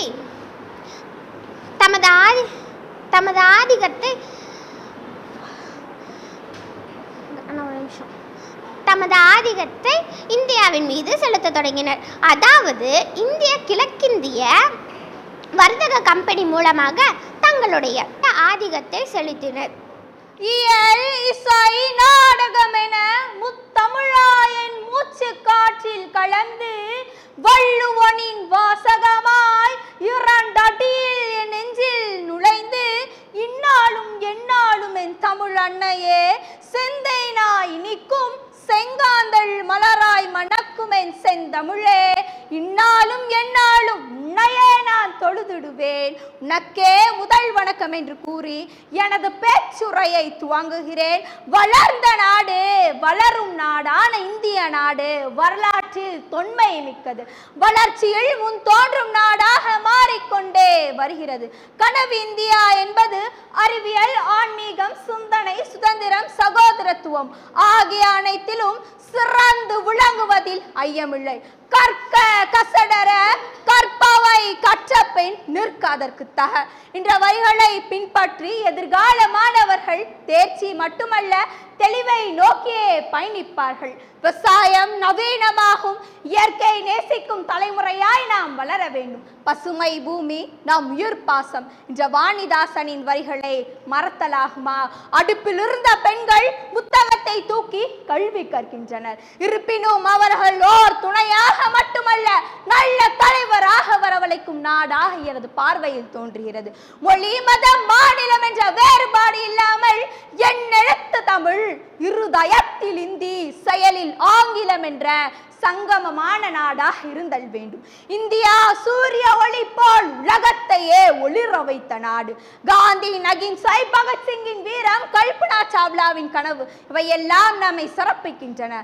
நாம் பிறந்தது ஓர் சாதாரண நாட்டில் அல்ல, உலகின் மிகச் சிறந்த நாடான இந்தியாவில். நமக்கு சுதந்திரத்தை அளித்த வீரர்களின் தியாகம், நம்மை உலக மேடையில் உயர்த்திய விஞ்ஞானிகளின் சாதனை, ஒலிம்பிக்கில் இந்திய கொடியை பறக்க வைத்த விளையாட்டு வீரர்களின் உழைப்பு, எந்த இந்திய நாடே உந்தன் கொடியின் நேசம், அது கடல் கடந்து வீசும், அதை அறியும் பல தேசம். ஜனகணமன என்ற தேசிய கீதம் பாடும் போதே அனைவரும் எழுந்து நின்று அமைதி காக்கும் தருணம் நம் நாட்டின் ஒற்றுமையும் பெருமையும் நிலைநாட்டுகிறது. சந்திராயன் சந்திரனை தொட்டதே, மங்கள்யான் செவ்வாயை அடைந்தது. நிலவுக்கும் செவ்வாய் கிரகத்திற்கும் மனிதர்களே நேரடி ஆய்வு நடத்திட காலை நிலவில் தேநீர், செவ்வாய் கிரகத்தில் சிற்றுன்று என விஞ்ஞானிகள் பெரும் சாதனை படைத்து வருகின்றனர். மருத்துவத்தில் என்ன, விவசாயத்தில் என்ன, விளையாட்டில் என்ன, இந்தியா அனைத்து துறைகளிலும் உலக அரங்கில் பெருமை சேர்த்து வருகிறது. என்னை அறிந்த கல்வி இனிதல்லவா? எனவே அறிவும் ஆன்மீகமும் செய்த அமைதியான தேசமே இந்தியா.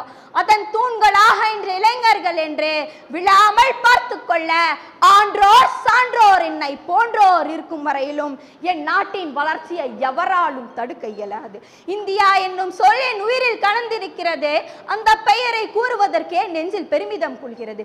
இவ்வுலகமே நம் நாட்டை கண்டு வியக்க வேண்டும்.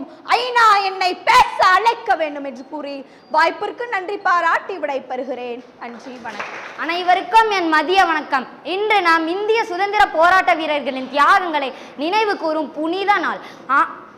1000 ஆண்டுகளுக்கு மேலாக அடிமைப்பட்டிருந்த இந்தியர்களை ஆங்கிலேயர்கள் தங்கள் ஆட்சிக்கு கீழ் கொண்டு வந்தனர். பல நூற்றாண்டுகளாக இந்தியர்கள் தங்கள் அடிமைகளாக நடத்தப்படுவதை எதிர்த்து போராடி வந்தனர். இந்த போராட்டத்தில் பல தலைவர்கள், வீரர்கள் மற்றும் சாதாரண மக்களும் தங்களது பங்களிப்பை செய்தனர். அகிம்சை வழியில் இந்திய சுதந்திர போராட்டத்தை முன்னின்று நடத்தியவர் மகாத்மா காந்தி.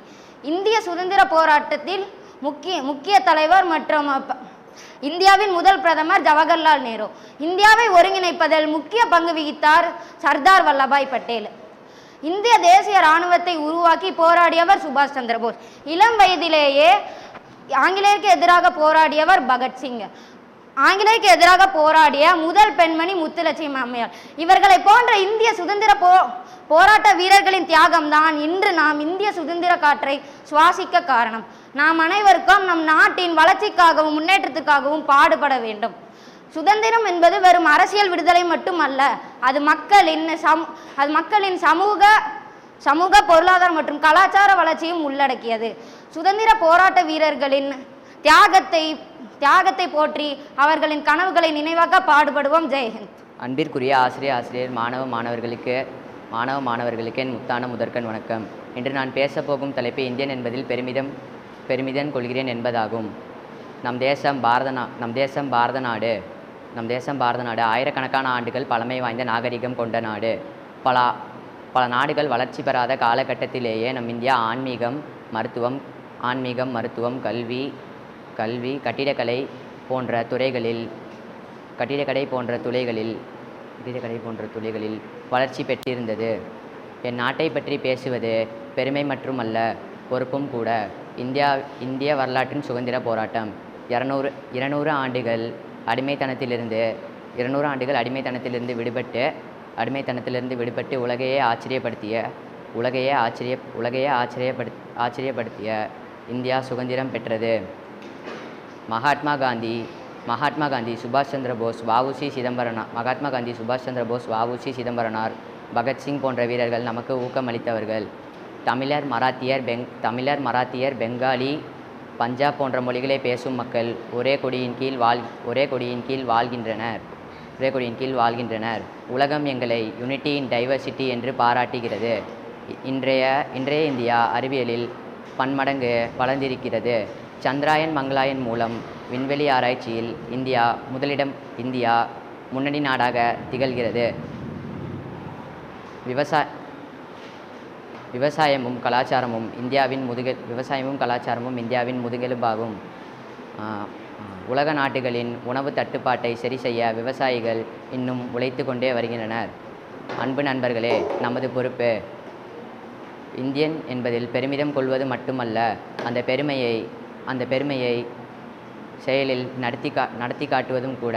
நல்ல குடிமகனாக இருக்க வேண்டும், இயற்கையை பாதுகாக்க வேண்டும், நாட்டு சட்டங்களை மதிக்க வேண்டும், ஊழலில்லாத சமூகத்தை உருவாக்க முன்வர வேண்டும். எப்பொழுதும் நான் இந்தியன் என்பதில் பெருமிதம் கொள்கிறேன்.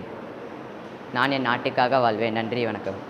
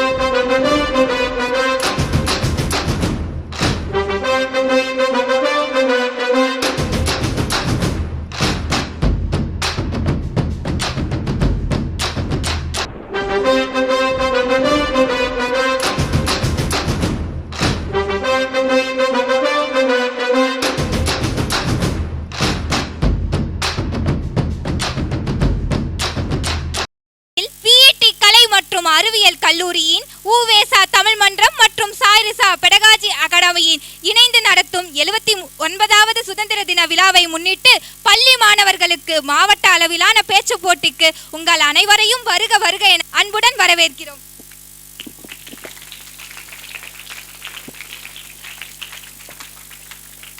வையத்து புகழோடு பரிசுத்தமாய் திகழும் அன்னை தமிழை வந்தனை செய்யும் தருணம் இது.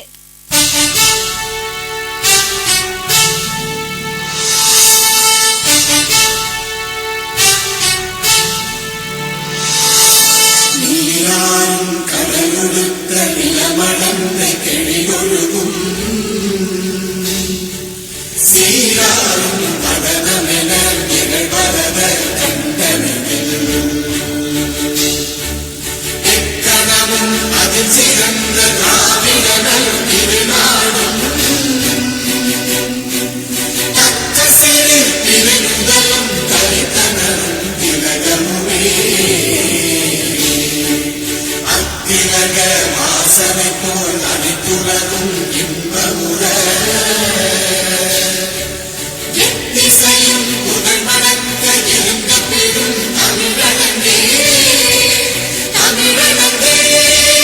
உன் சீரிழமை திறமை என்று செயல் மறந்து வாழ்த்ததுமே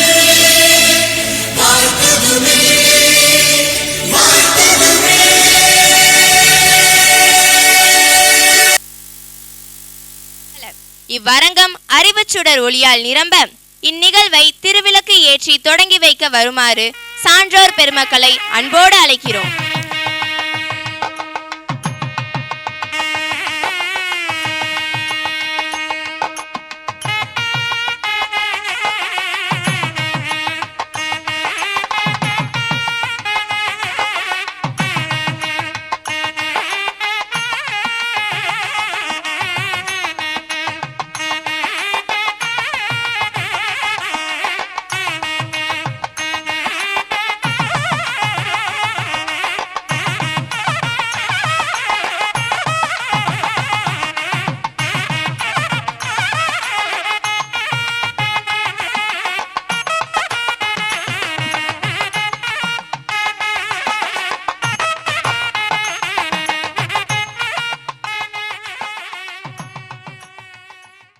எமது பெருமை மிகு கல்லூரியினுடைய விஇடி கலை மற்றும் அறிவியல் கல்லூரியினுடைய முதல்வர் பேராசிரியர் ஐயா திருமிகு நல்லசாமி ஐயா அவர்களை தமிழ் துறையின் சார்பிலும் சாய்ரிஷா அகாடமியின் சார்பிலும் அன்போடு வருக வருகவென வரவேற்கிறோம்.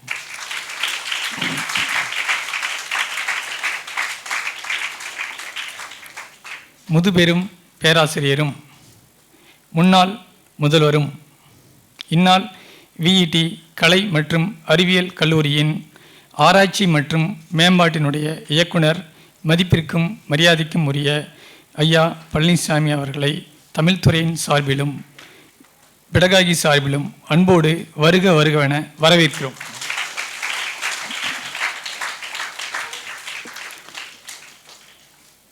இந்த நிகழ்ச்சியினுடைய சிறப்பு விருந்தினராக வந்திருக்கக்கூடிய ஜோதிட வித்தகர், பெரும் பேச்சாளர்,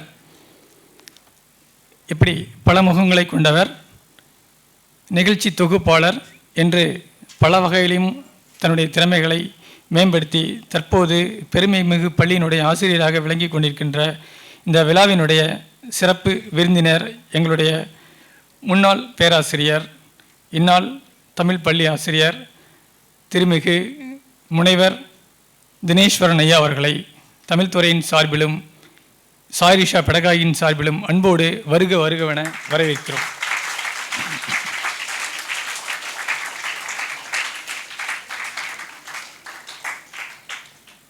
மேலும் காலை முதல் இதுவரை அமைதி காத்து தங்களுடைய குழந்தைகளையும் பள்ளியினுடைய அன்பு செல்வங்களையும் சிறப்பாக வழி நடத்தி போட்டியில் பங்கேற்கச் செய்து எங்களையெல்லாம் மகிழ்வித்து இந்த நிகழ்ச்சிக்கு மேலும் பெருமை சேர்த்த அன்புள்ளம் கொண்ட பெற்றோர்களையும் பள்ளியினுடைய பேராசிரியர் பெருமக்களையும் ஆண்டோர் பெருமக்களையும் அனைவரையும் இந்த நிகழ்வின் சார்பில் அன்போடு வருக வருகவென வரவேற்கிறோம்.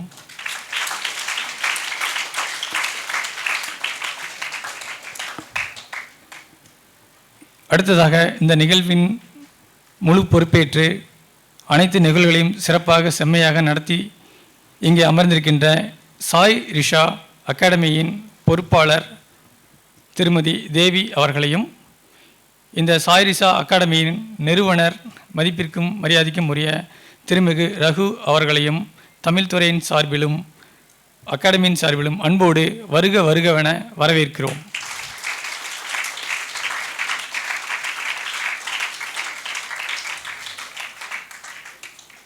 இந்த நிகழ்வை கேள்விப்பட்டவுடன் அதற்காக முழு மூச்சுடன் திட்டமிட்டு அனைத்து நிகழ்வுகளையும் வரிசைப்படி சிறப்பான முறையில் ஏற்பாடு செய்து இந்த நிகழ்வை மிக அழகாக நடத்தி கொடுத்த எங்கள் தமிழ்துறை பேராசிரியர், இந்த நிகழ்வின் ஒருங்கிணைப்பாளர் முனைவர் தினேஷ் அவர்களை உங்களின் சார்பிலும் தமிழ்துறையின் சார்பிலும் அன்போடு வருக வருகென வரவேற்கிறோம்.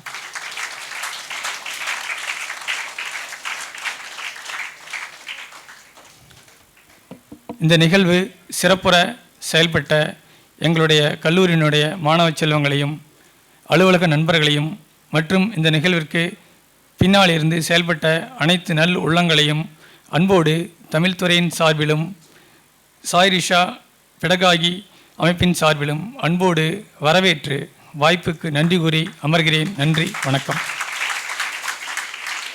Okay, good evening students. பிரிஸ்கா நம்ம டயர்டாக இருந்தாலும் வெளியே காமிக்க கூடாது. So good evening, thank you. இந்த ஸ்பிரிட் எனக்கு வேணும். நம்ம டயர்டாக இருந்தாலும் வெளியெல்லாம் நம்ம காமிச்சிக்க கூடாது.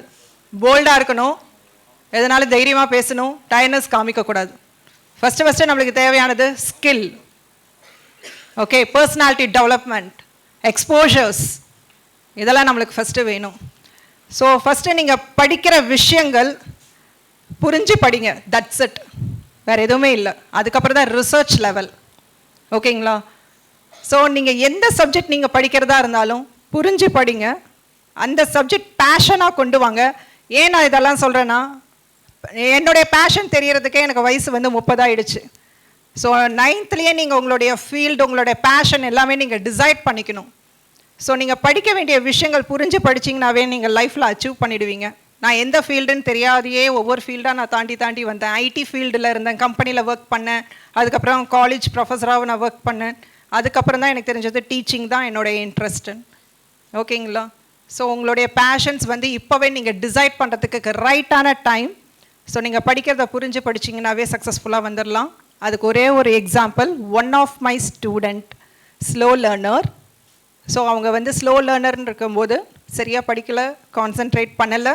ஆனால் அவங்கள நான் கொண்டு வரத்துக்கு 2 years ஆகிடுச்சு அவங்கள நான் படிக்க வைக்கிறதுக்கு. ஆனால் நாசா ப்ராஜெக்டில் செலக்ட் ஆகியிருக்கிறாங்க. அவங்களுடைய ஸ்கில் என்னன்னு நான் தெரிஞ்சுக்கிட்டேன். ஸோ அவங்க ஒவ்வொரு ஸ்டூடெண்ட்ஸ்க்கும் ஒரு ஸ்கில் இருக்குது. எல்லா ஸ்டூடெண்ட்ஸ்க்குமே ஒரு ஸ்கில் இருக்குது. இந்த கோர்ஸ் தான் படிக்கணும், அந்த கோர்ஸ் தான் படிக்கணும்னு இல்லை. எல்லா கோர்ஸுமே நல்ல கோர்ஸ் தான். எல்லா ஃபீல்டுலேயுமே நல்ல ஃபீல்டு வாண்டட் அதிகமாக இருக்குது.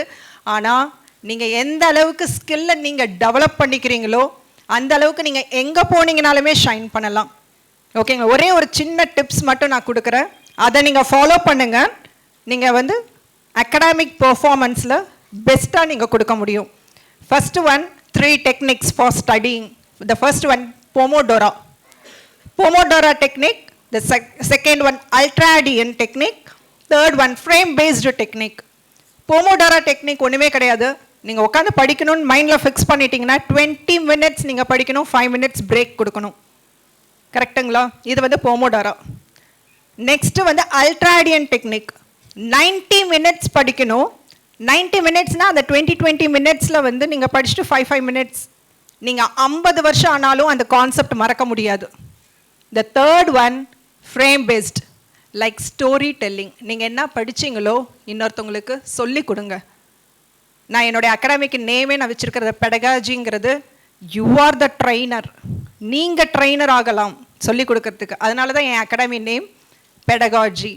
புரிஞ்சு படிச்சிங்கன்னா லைஃப்பில் சக்ஸஸ்ஃபுல்லாக நீங்கள் வரலாம். ஸ்கில் பேஸ்டாக படிக்கலாம். எல்லா கோர்ஸுமே பெஸ்ட்டு கோர்ஸ். நீங்கள் ஸ்டாஃப்ஸை யூட்டிலைஸ் பண்ணிக்கணும், அவ்வளோதான்.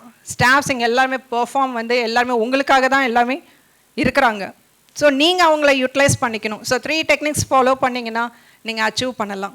என்னை பொறுத்த வரைக்கும் இந்த ஃபஸ்ட்டு, செகண்ட், தேர்ட் ப்ரைஸுங்கிறது இந்த நெக்ஸ்ட் ஜூரிஸ்னாலேயே அவங்க ஃபஸ்ட்டு, செகண்ட், தேர்ட் கொண்டு வர முடியல.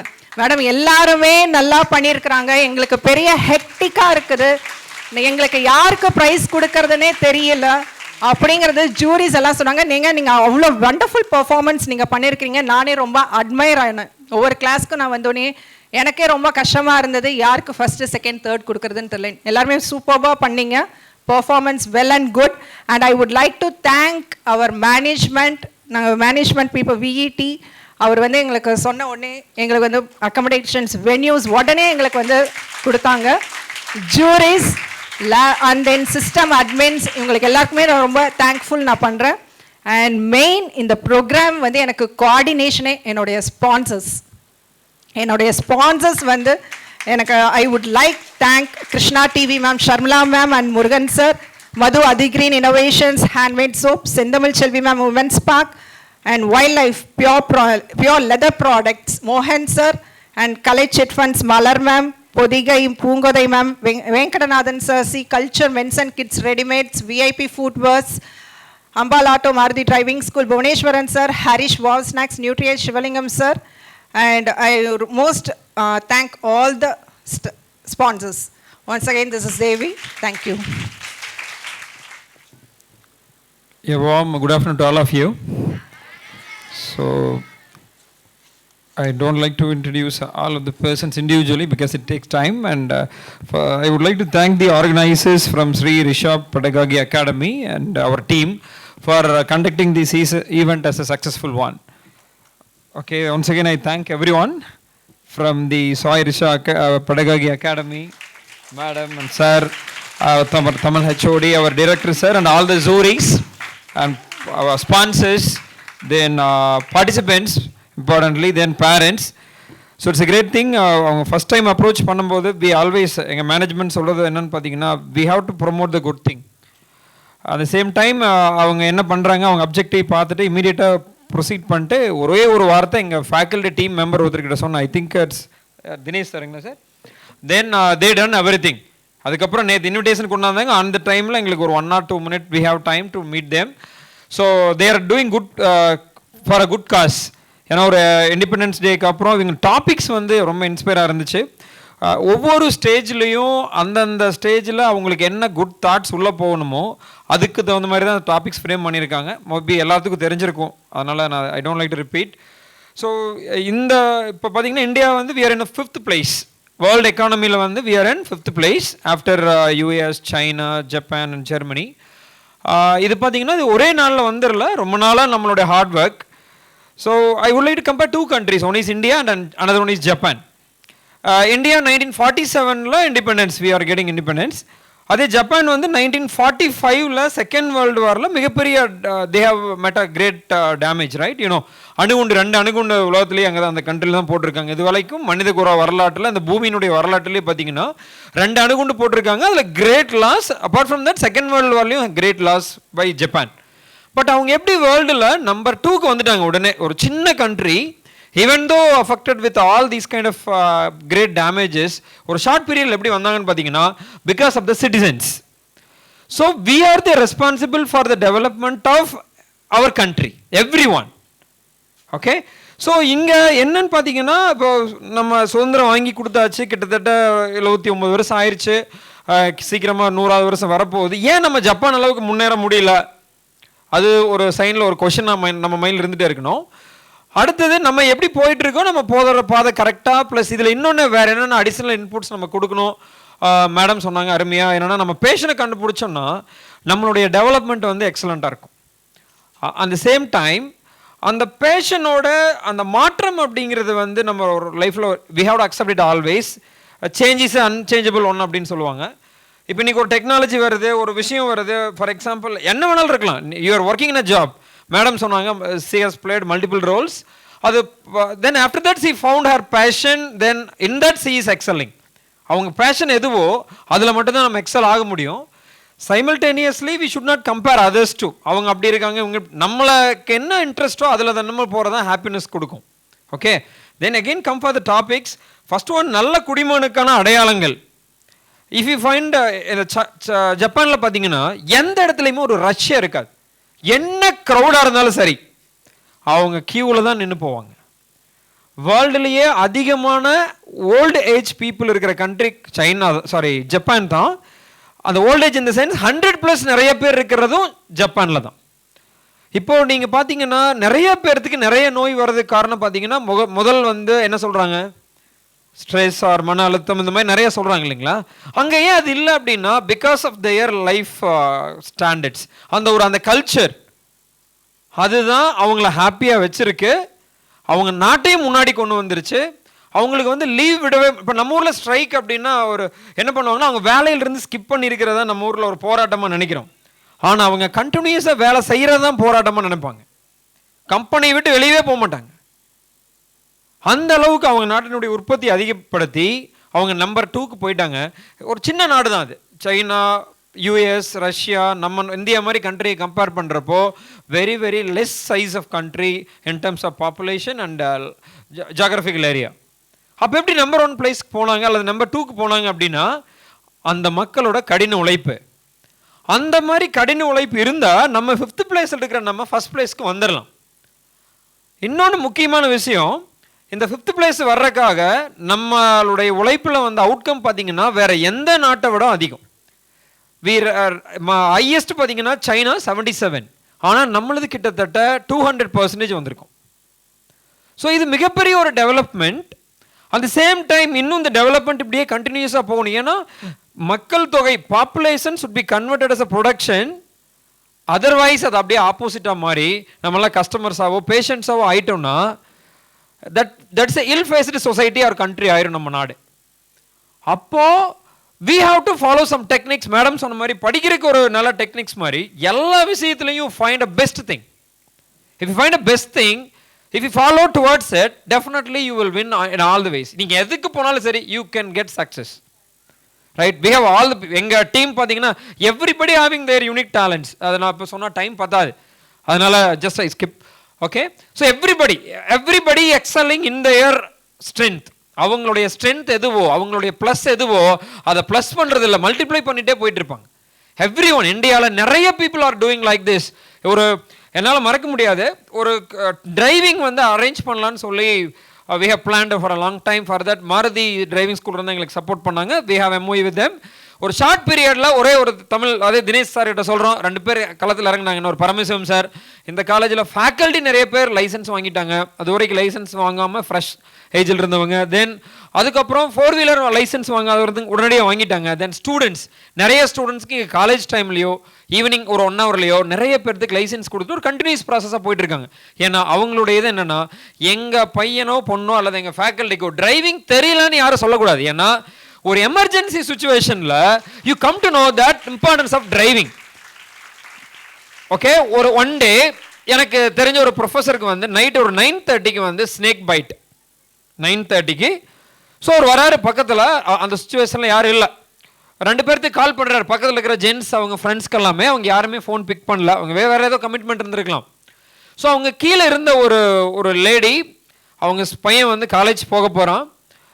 அவங்க விடோயர் அண்ட் அவங்க இம்மிடியட்டாக சொன்னது, சார் எனக்கு டிரைவிங் தெரியும், இம்மிடியட்டாக ஹாஸ்பிட்டல் போகலான்னு சொல்லிட்டு சி அஷ்யூர்ட் ஹிம். அவர் கான்ஃபிடென்ட்டாக உடனே என்ன பண்ணிட்டாங்க, கார் எடுத்துகிட்டு ஹாஸ்பிட்டல் கூட்டிகிட்டு போயிட்டாங்க.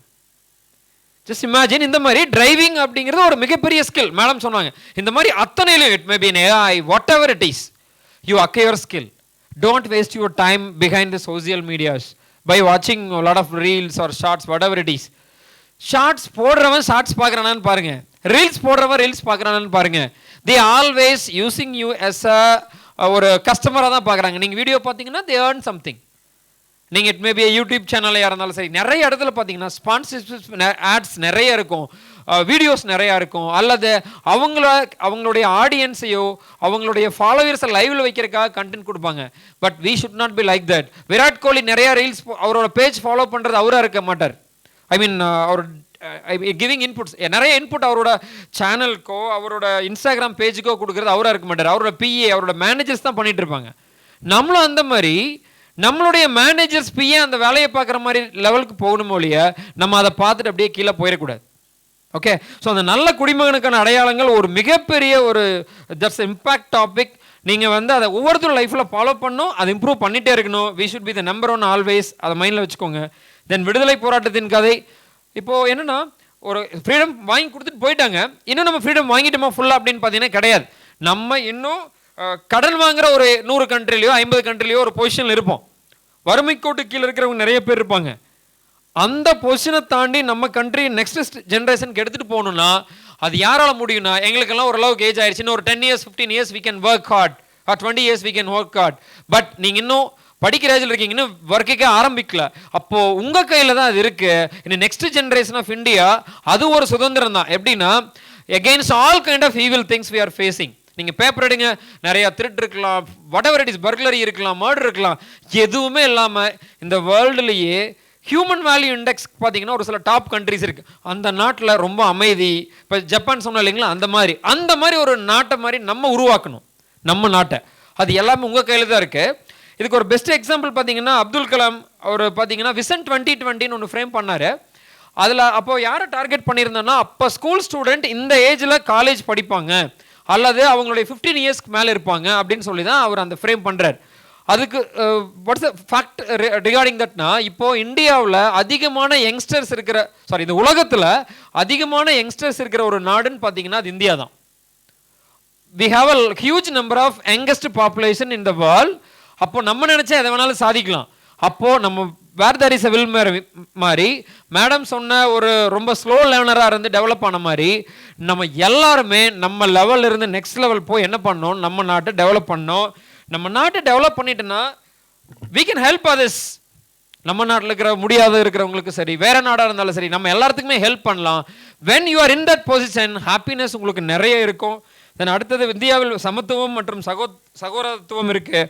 அதுவும் ஒரு அருமையான ஒரு டாபிக். இது எல்லாமே இந்த சொசைட்டிக்கு இந்த காலகட்டத்துக்கு தேவையான மாதிரி இந்த டாப்பிக்கை வந்து ஃப்ரேம் பண்ணியிருக்காங்க. அதுக்காக again I want to thank. ஒரு மிகப்பெரிய கிளாப்ஸ் கொடுத்துடலாம் அவங்களுக்கு.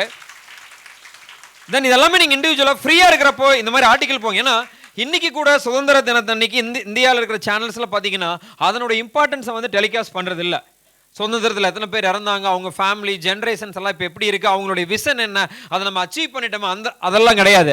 ஸோ இந்தியாவிலேயே முதல் முறையாக சுதந்திர தினம் விடுமுறை அன்று அப்படின்னு ஒரு படத்தை தான் போடுறாங்க. அந்த படம் நம்மளுக்கு ஏதாவது யூஸ் ஆகுதான்னு பார்த்தீங்கன்னா இல்லை. ஸோ அட்லீஸ்ட் அன்னைக்கு ஒரு நாளாவது இந்தியாவுக்கு ஏதாவது ஒரு நல்ல தாட்ஸ் கொடுக்கலாம்.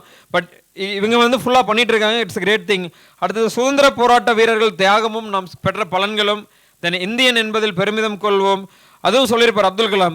நிறைய நாட்டுக்கு பார்த்தீங்கன்னா மற்ற நாட்டு மேலே போர் பண்ணதோ அட்டாக் பண்ணி மற்ற நாட்டை கைப்பற்றின மாதிரி ஒரு ஹிஸ்ட்ரி இருக்கும். ஆனால் இந்தியாவுக்கு அந்த மாதிரியே இல்லை, ஒரு அருமையான நாடு அப்படின்னு சொல்லுவார்.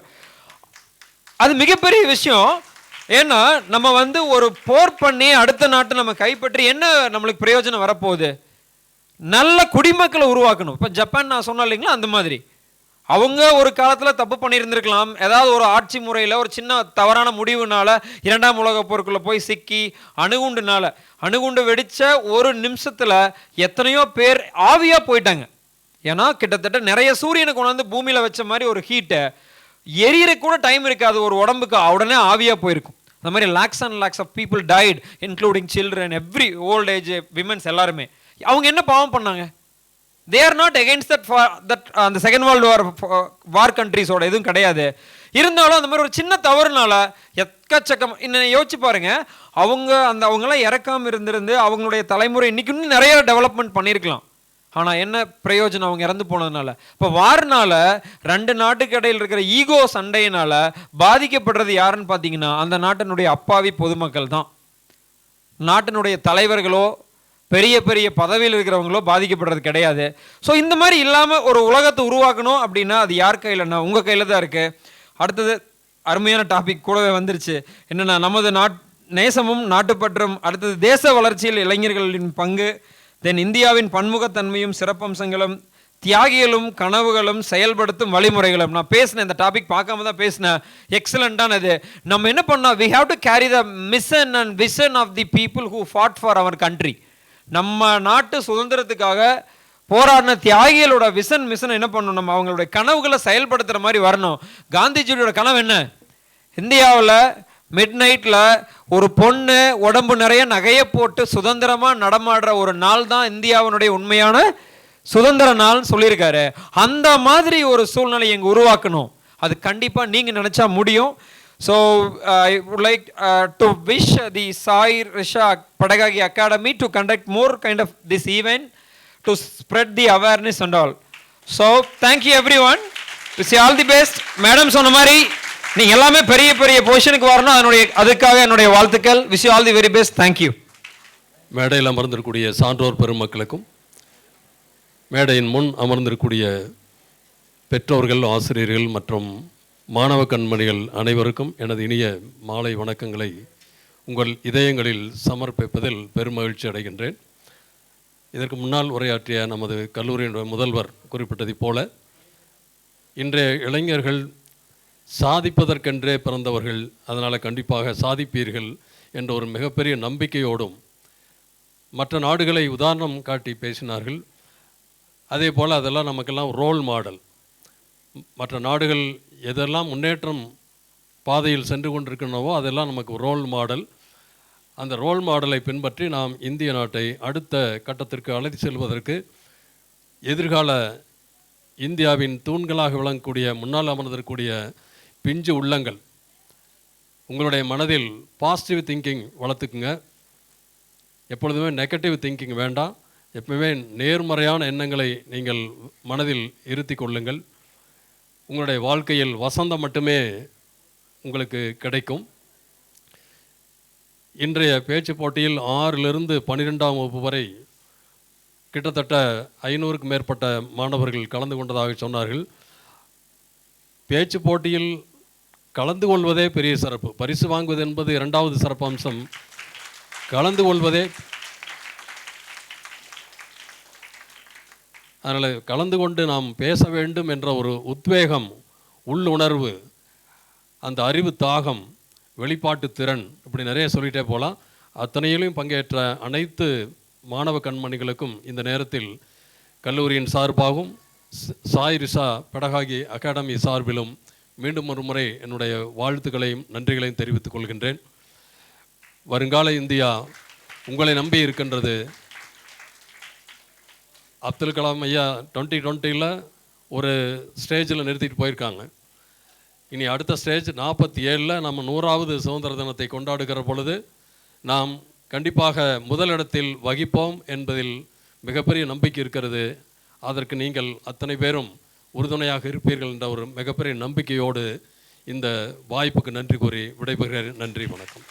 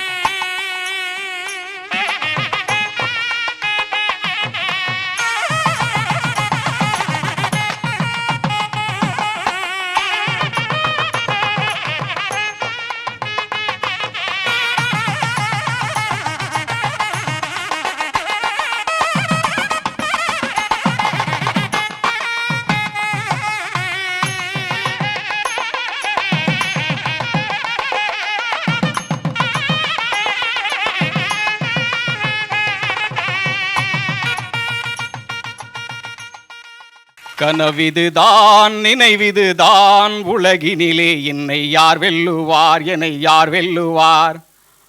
ஓ ஐடியாஸ், என்னையா பேசிக்கிட்டே இருக்கிறீங்க, எப்போதான் பரிசு கொடுப்பீங்க, இவங்களை வீட்டுக்கு போக வேண்டாமா அப்படின்னு நம்ம ஆளுகள்லாம் யோசிக்க ஆரம்பிச்சிட்டீங்க இல்லையா? இப்போ ஒரு கவிதை வந்துச்சு இல்லையா, நம்ம பில்டப் தான் சரிங்களா. இதெல்லாம் எழுதுனது யார் தெரியுமில்ல, நம்ம அண்ணன் பரமண்ணன், மிகப்பெரிய ஒரு கவிஞர்.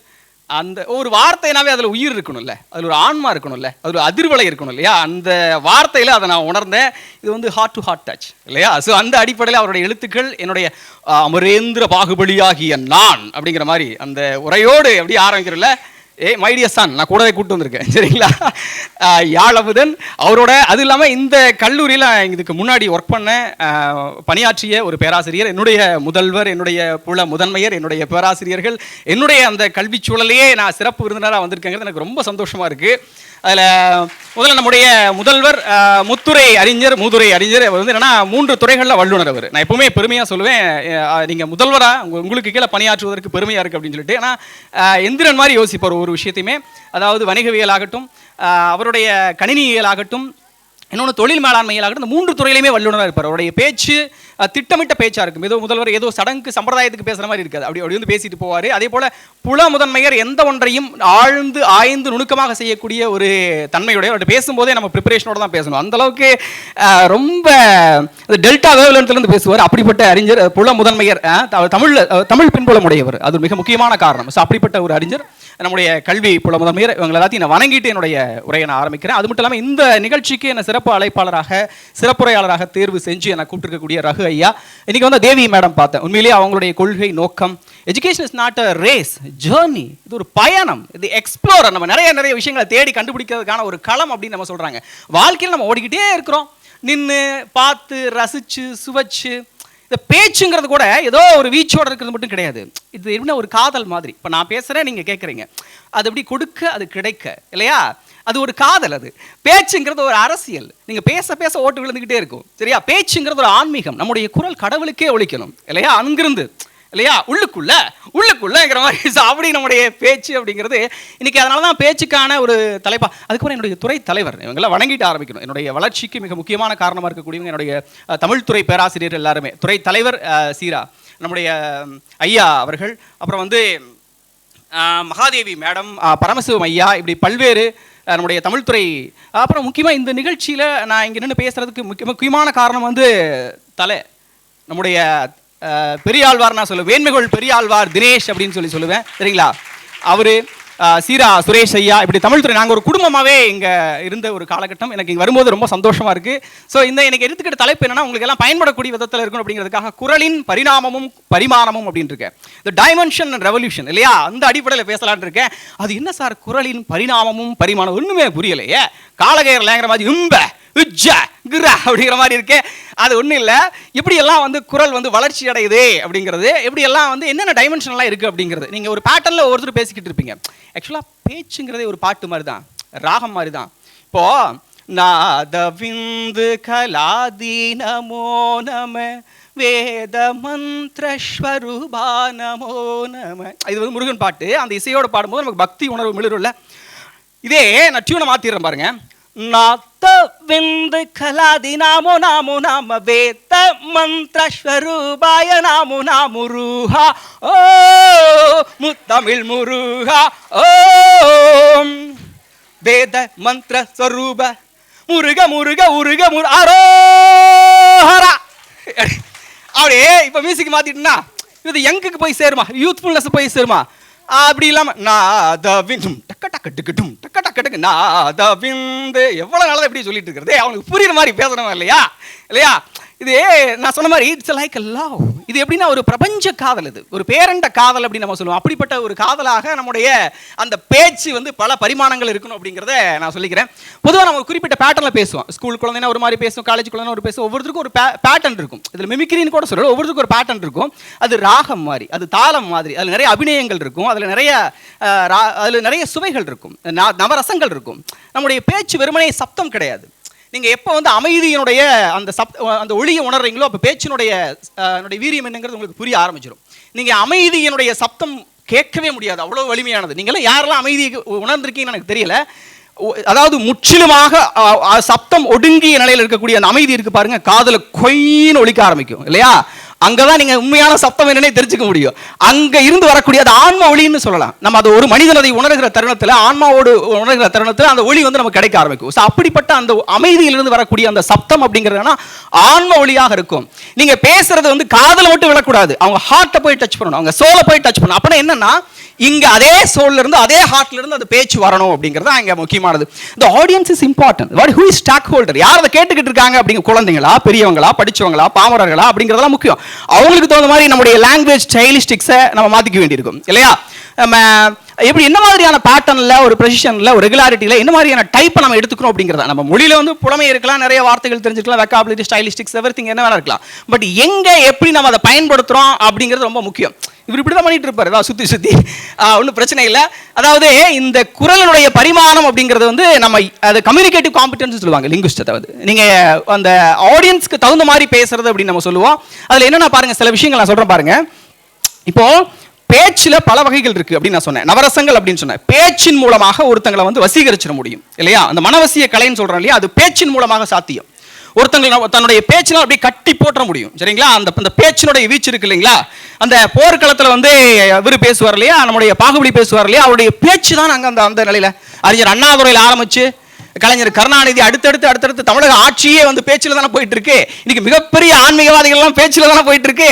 ஸோ பேச்சு அப்படிங்கிற ஒரு விஷயம் வந்து ஒரு ரசவாதத்தை ஏற்படுத்தக்கூடிய, நவரசத்தையும் தரக்கூடிய ஒரு நிலையில் அது இருக்கும் அப்படிங்கிறதா மிக உன்னதமான ஒரு உண்மையும் கூட. அதுல பாருங்க, நான் பல ராகங்கள்ல பல தாளங்கள்ல பேச முடியும் அப்படின்னு சொன்னேன். ஒவ்வொன்றுமே ஒரு விதத்தில் இருக்கும் அப்படின்னு நான் சொன்னேன். இப்போ இதுவே வந்து ஒரு குழந்தைகிட்ட பேசும்போது, குழந்தைங்க இருக்கீங்க,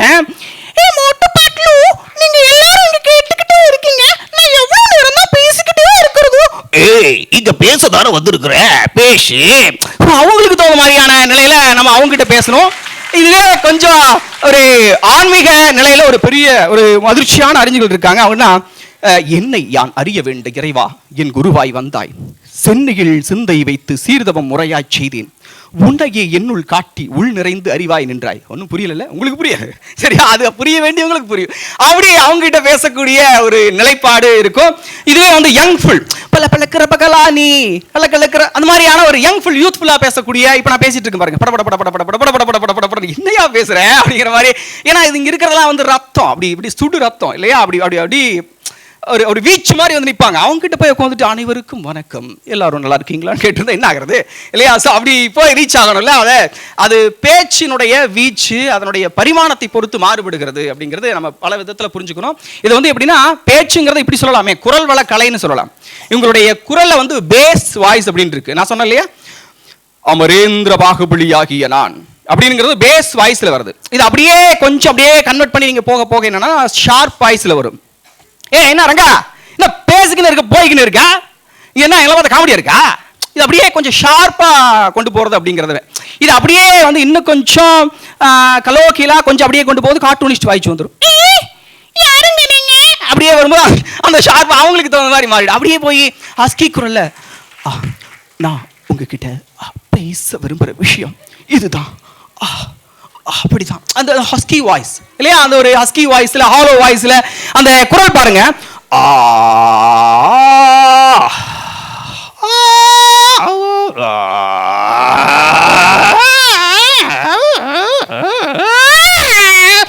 டிஃப்ரெண்ட் வாய்ஸ். இதோட ஒரு ஒளி கலவை. அது பல வண்ணங்களை கொண்டு, வண்ணம் தான், அதையும் கூட இல்ல, பிளாக் அண்ட் ஒயிட் தான் அடிப்படை கலரு. பிளாக் ஒயிட் இதை வச்சுக்கிட்டு 7 கலர் உருவாச்சா, 7000 வண்ணங்கள் உருவாச்சா. டெக்ஸ்டைல் டிபார்ட்மெண்ட்ல எத்தனை கலர்ஸ் இருக்குது. ஒன்றும் இல்லை, ஸ்பேக்கு போனீங்கன்னா எவ்வளோ கலர்ஸ் வச்சிருக்காங்க தெரியல. ஹேருக்கு நீங்கள் கலர் அடிக்கிறதுக்கு இவ்வளோ கலர் எங்க இருந்து வந்தது? பிளாக் ஒயிட், 2 தான். இது வாய்ஸ், இந்த வாய்ஸ் பேஸ்ல எவ்வளவு விஷயத்தை ப்ரொடியூஸ் பண்ண முடியும், இதெல்லாம் நீங்க தெரிஞ்சுக்கணும். அதாவது நீங்க ஒரு பேட்டர்ன்ல மட்டும் தான் பேசிக்கிட்டு இருப்பீங்க. நீங்க உங்க பேசுறதுக்கு ஒரு பேட்டர்ன் தான் இருக்கு இல்லையா? அந்த பேட்டர்ன்ல மட்டும் இல்ல, எல்லா வகையிலும் முயற்சி பண்ணுங்கன்னு நான் சொல்றேன். ஒரு பெரிய மன்னர் மாதிரி பேசுங்க, ஒரு பிச்சைக்கார மாதிரி பேசுங்க, ஒரு பைத்தியக்கார மாதிரி பேசுங்க, ஒரு ரொம்ப ரெமோவா பேசுங்க. நான் உங்ககிட்ட பேச போறது அந்நியன் மாதிரி பேசு. ஐயோ நான் கொஞ்ச நேரம் தான் பேசுவேன், எனக்கு கொஞ்ச நேரம் வாய்ப்பு கொடுங்க அம்பி மாதிரி பேசுறது. இப்படி பல விதத்துல வந்து உங்களுடைய இது வந்து இட்ஸ் லைக் மிமிக்ரி மாதிரி இருந்தாலும் இது வந்து இந்த வாய்ஸுடைய விளையாட்டுகள் தான் எல்லாமே. அந்த குரலுடைய விளையாட்டுகள். இது வந்து மாயாஜாலம். இந்த குரலை வச்சுக்கிட்டு அவ்வளவு மாயாஜாலத்தை நிகழ்த்த முடியும் அப்படிங்கறத உண்மை. நான் சொன்ன பாருங்க, இப்ப நான் பேசுற விஷயம் ஒவ்வொன்றுமே இங்கிருந்து வரல, இங்கிருந்து வருது, அங்கிருந்து வருது. சரிங்களா? அங்க இருந்து வருது. இட்ஸ் டைரக்ட்லி டவுன்லோடட் இல்லையா? நீங்க அப்படி இருக்கும்போதே எவ்வளவு பெரிய ஆடியன்ஸ்னால அப்படியே கட்டி போட்டுடலாம். நீங்க பேசுற பேச்ச கோடிக்கணக்கான பேர் கூட கேட்ட முடியும். அப்படி கேட்டு அவங்கள வந்து உங்களுடைய வசியப்படுத்த முடியும். வசியம்னா இது நேர்மறையான வசியம், சரிங்களா? உங்களுடைய நேர்மறையான ஆற்றலோடு கொடுக்கக்கூடிய அந்த குரல் வழியிலாக அவர்களுக்கு தொடர்பு கொள்ளக்கூடிய ஒரு நிலையில் இருக்கக்கூடிய அந்த பேச்சு, இந்த பேச்சு அப்படிங்கிறது வந்து அதனுடைய பரிணாமம் பரிமாணம் அப்படிங்கிற தலைப்புல இப்ப சொன்ன விஷயங்கள் எல்லாம் உங்களுக்கு எல்லாம் பெரும்பாலும் புரிஞ்சிருக்குன்னு நினைக்கிறேன். It's like a feel, it's like emotion, it's like dimension. இது வந்து இவ்வளவு பரிமாணங்களை இது பயணிச்சுக்கிட்டு இருக்கு. ஒவ்வொரு மனிதர்களுமே வந்து அவரவர்களுக்குரிய தளத்துல தான் அது உள்வாங்கிக்குவாங்க. சாதாரணமா நம்ம பேசும்போது நம்ம பேசக்கூடிய வெர்பல் கம்யூனிகேஷன்ங்கிறதெல்லாம் ஒரு பார்ட் தான்மா, 25% தான். அதர்வைஸ் அது சும்மா ஒரு பெர்ஃபார்மன்ஸ், அது வந்து 25% தான்.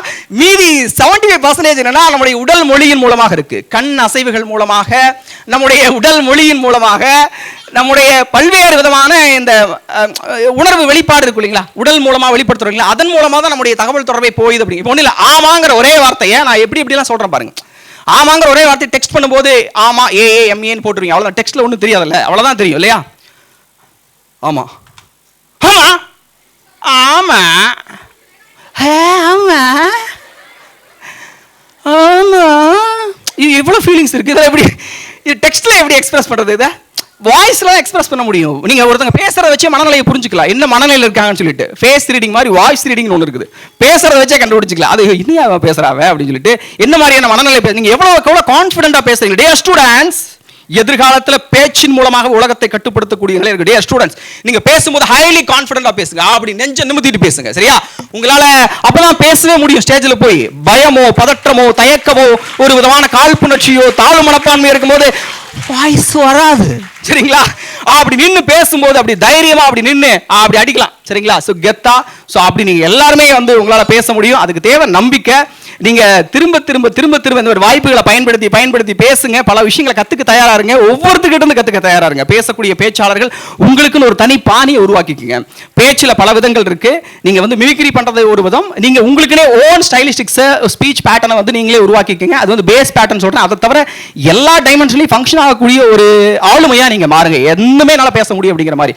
குரலை வச்சுக்கிட்டு ஸ்டார்டிங் காமெடி பண்ண முடியும், மிமிக்ரி பண்ண முடியும், குரலை வச்சுக்கிட்டு வந்து மிமிக்ரி பண்ண முடியும், விஜே பண்ண முடியும், ஆர்ஜே பண்ண முடியும், கார்ட்டூனிஸ்ட் பண்ண முடியும், டாக்குமெண்ட்ரி ஸ்பீச் பண்ண முடியும், குரலை வச்சுக்கிட்டு வந்து எல்லாமே முடியுங்க, சரிங்களா? என்னெல்லாம் வாய்ஸ் பேஸ் பண்ணி இருக்கோ எல்லாமே பாசிபிள் தான், சரிங்களா? ஸோ நீங்க அதுக்கு தகுதியானவர்கள் இங்க வந்திருக்கக்கூடிய ஒவ்வொருத்தருமே இங்க கிடைக்கக்கூடிய பரிசுகள் யாரு கிடைக்குதோ கிடைக்கலையோ அது முக்கியம் அல்ல.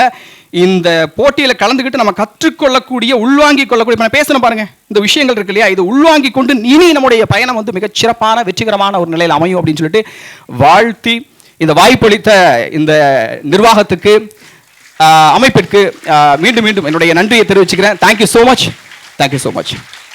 Thanks for my dear child.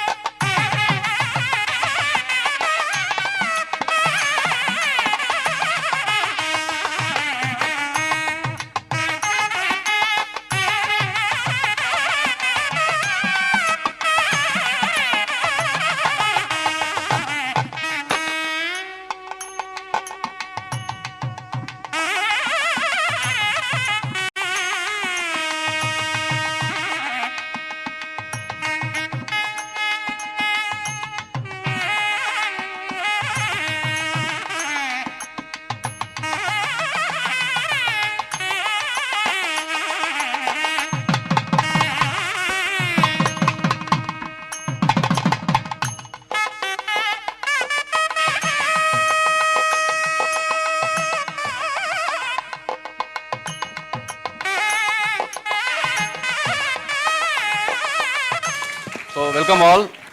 That was a wonderful programme. பல சூப்பர் பவர்ஸை நம்ம இங்கேருந்து எக்ஸ்ட்ராக்ட் பண்ணியிருக்கோம். ஸோ ஃபஸ்ட்டு பார்ட்டிசிபேட் பண்ண ஆல் ஸ்கூல்ஸ் டீச்சர்ஸ், அவங்க கூட கொண்டு வந்த பேரண்ட்ஸ் எல்லாருக்குமே தேங்க் பண்ணுறேன். அண்ட் ஃபர்ஸ்ட் ஆஃப் ஆல் இந்த வென்யூ கொடுத்த மேனேஜ்மெண்ட்டுக்கு, வேளாளர் காலேஜுக்கு, correspondent, secretary, office bearers, principal sir, AO madam, AO sir,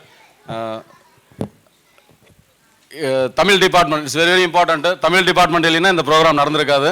so Tamil சங்கம் சார்பாக நம்ம விஐடி காலேஜில் வென்யூ அரேஞ்ச் பண்ணி கோஆர்டினேட் பண்ணதுக்கு ரொம்ப நன்றி. கோஆர்டினேட்டர் தினேஷ் சாருக்கு ரொம்ப ரொம்ப thanks. Thank you sir.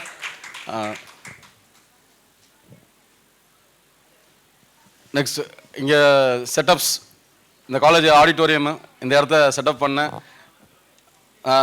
Operation admin அவர் ரொம்ப தேங்க்ஸ். ஸோ மற்றபடி ஹவுஸ் கீப்பிங்ஸ் அந்த ஸ்டாஃப்ஸு யாரெல்லாம் இதில் கோஆர்டினேட் பண்ணாங்களோ அவங்க எல்லாருக்கும் ரொம்ப தேங்க்ஸ். ஸோ ஒரு இம்பார்ட்டன்ட் திங், இந்த ப்ரோக்ராம் ஸ்பான்சர்ஸ் இல்லைன்னா இந்த ப்ரோக்ராம் நடக்காது. So sponsors is very very important. நமக்கு கொடுத்த கிருஷ்ணா டிவி, அதி green, Madhu sir, Krishna TV, Sharmila and Murugan sir, செந்தமிழ் உமன்ஸ் பார்க் செந்தமிழ் Selvi madam, Poongothai madam, Pothigai foods, wildlife மோகன் sir, Kalai chit funds Malar madam and Prabhakar, C culture Venkatanathan sir, mister Jayaram from VIP footwears, and Maruti driving school, Ambal autos mister Bhuvaneswaran, and wow snacks mister Harish, and Mr. Sivalingam from NutriEyes, for all the members, system admin, DFC members. So எல்லாருக்குமே ரொம்ப ரொம்ப thanks. It's wonderful and successful. The main thing is 20 coordinators அவங்க ரொம்ப care பண்ணி எல்லாத்தையும் பண்ணிட்டாங்க.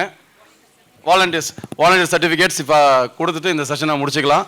So very very much thanks to all the students, volunteers. Thank you all. Thank you very much.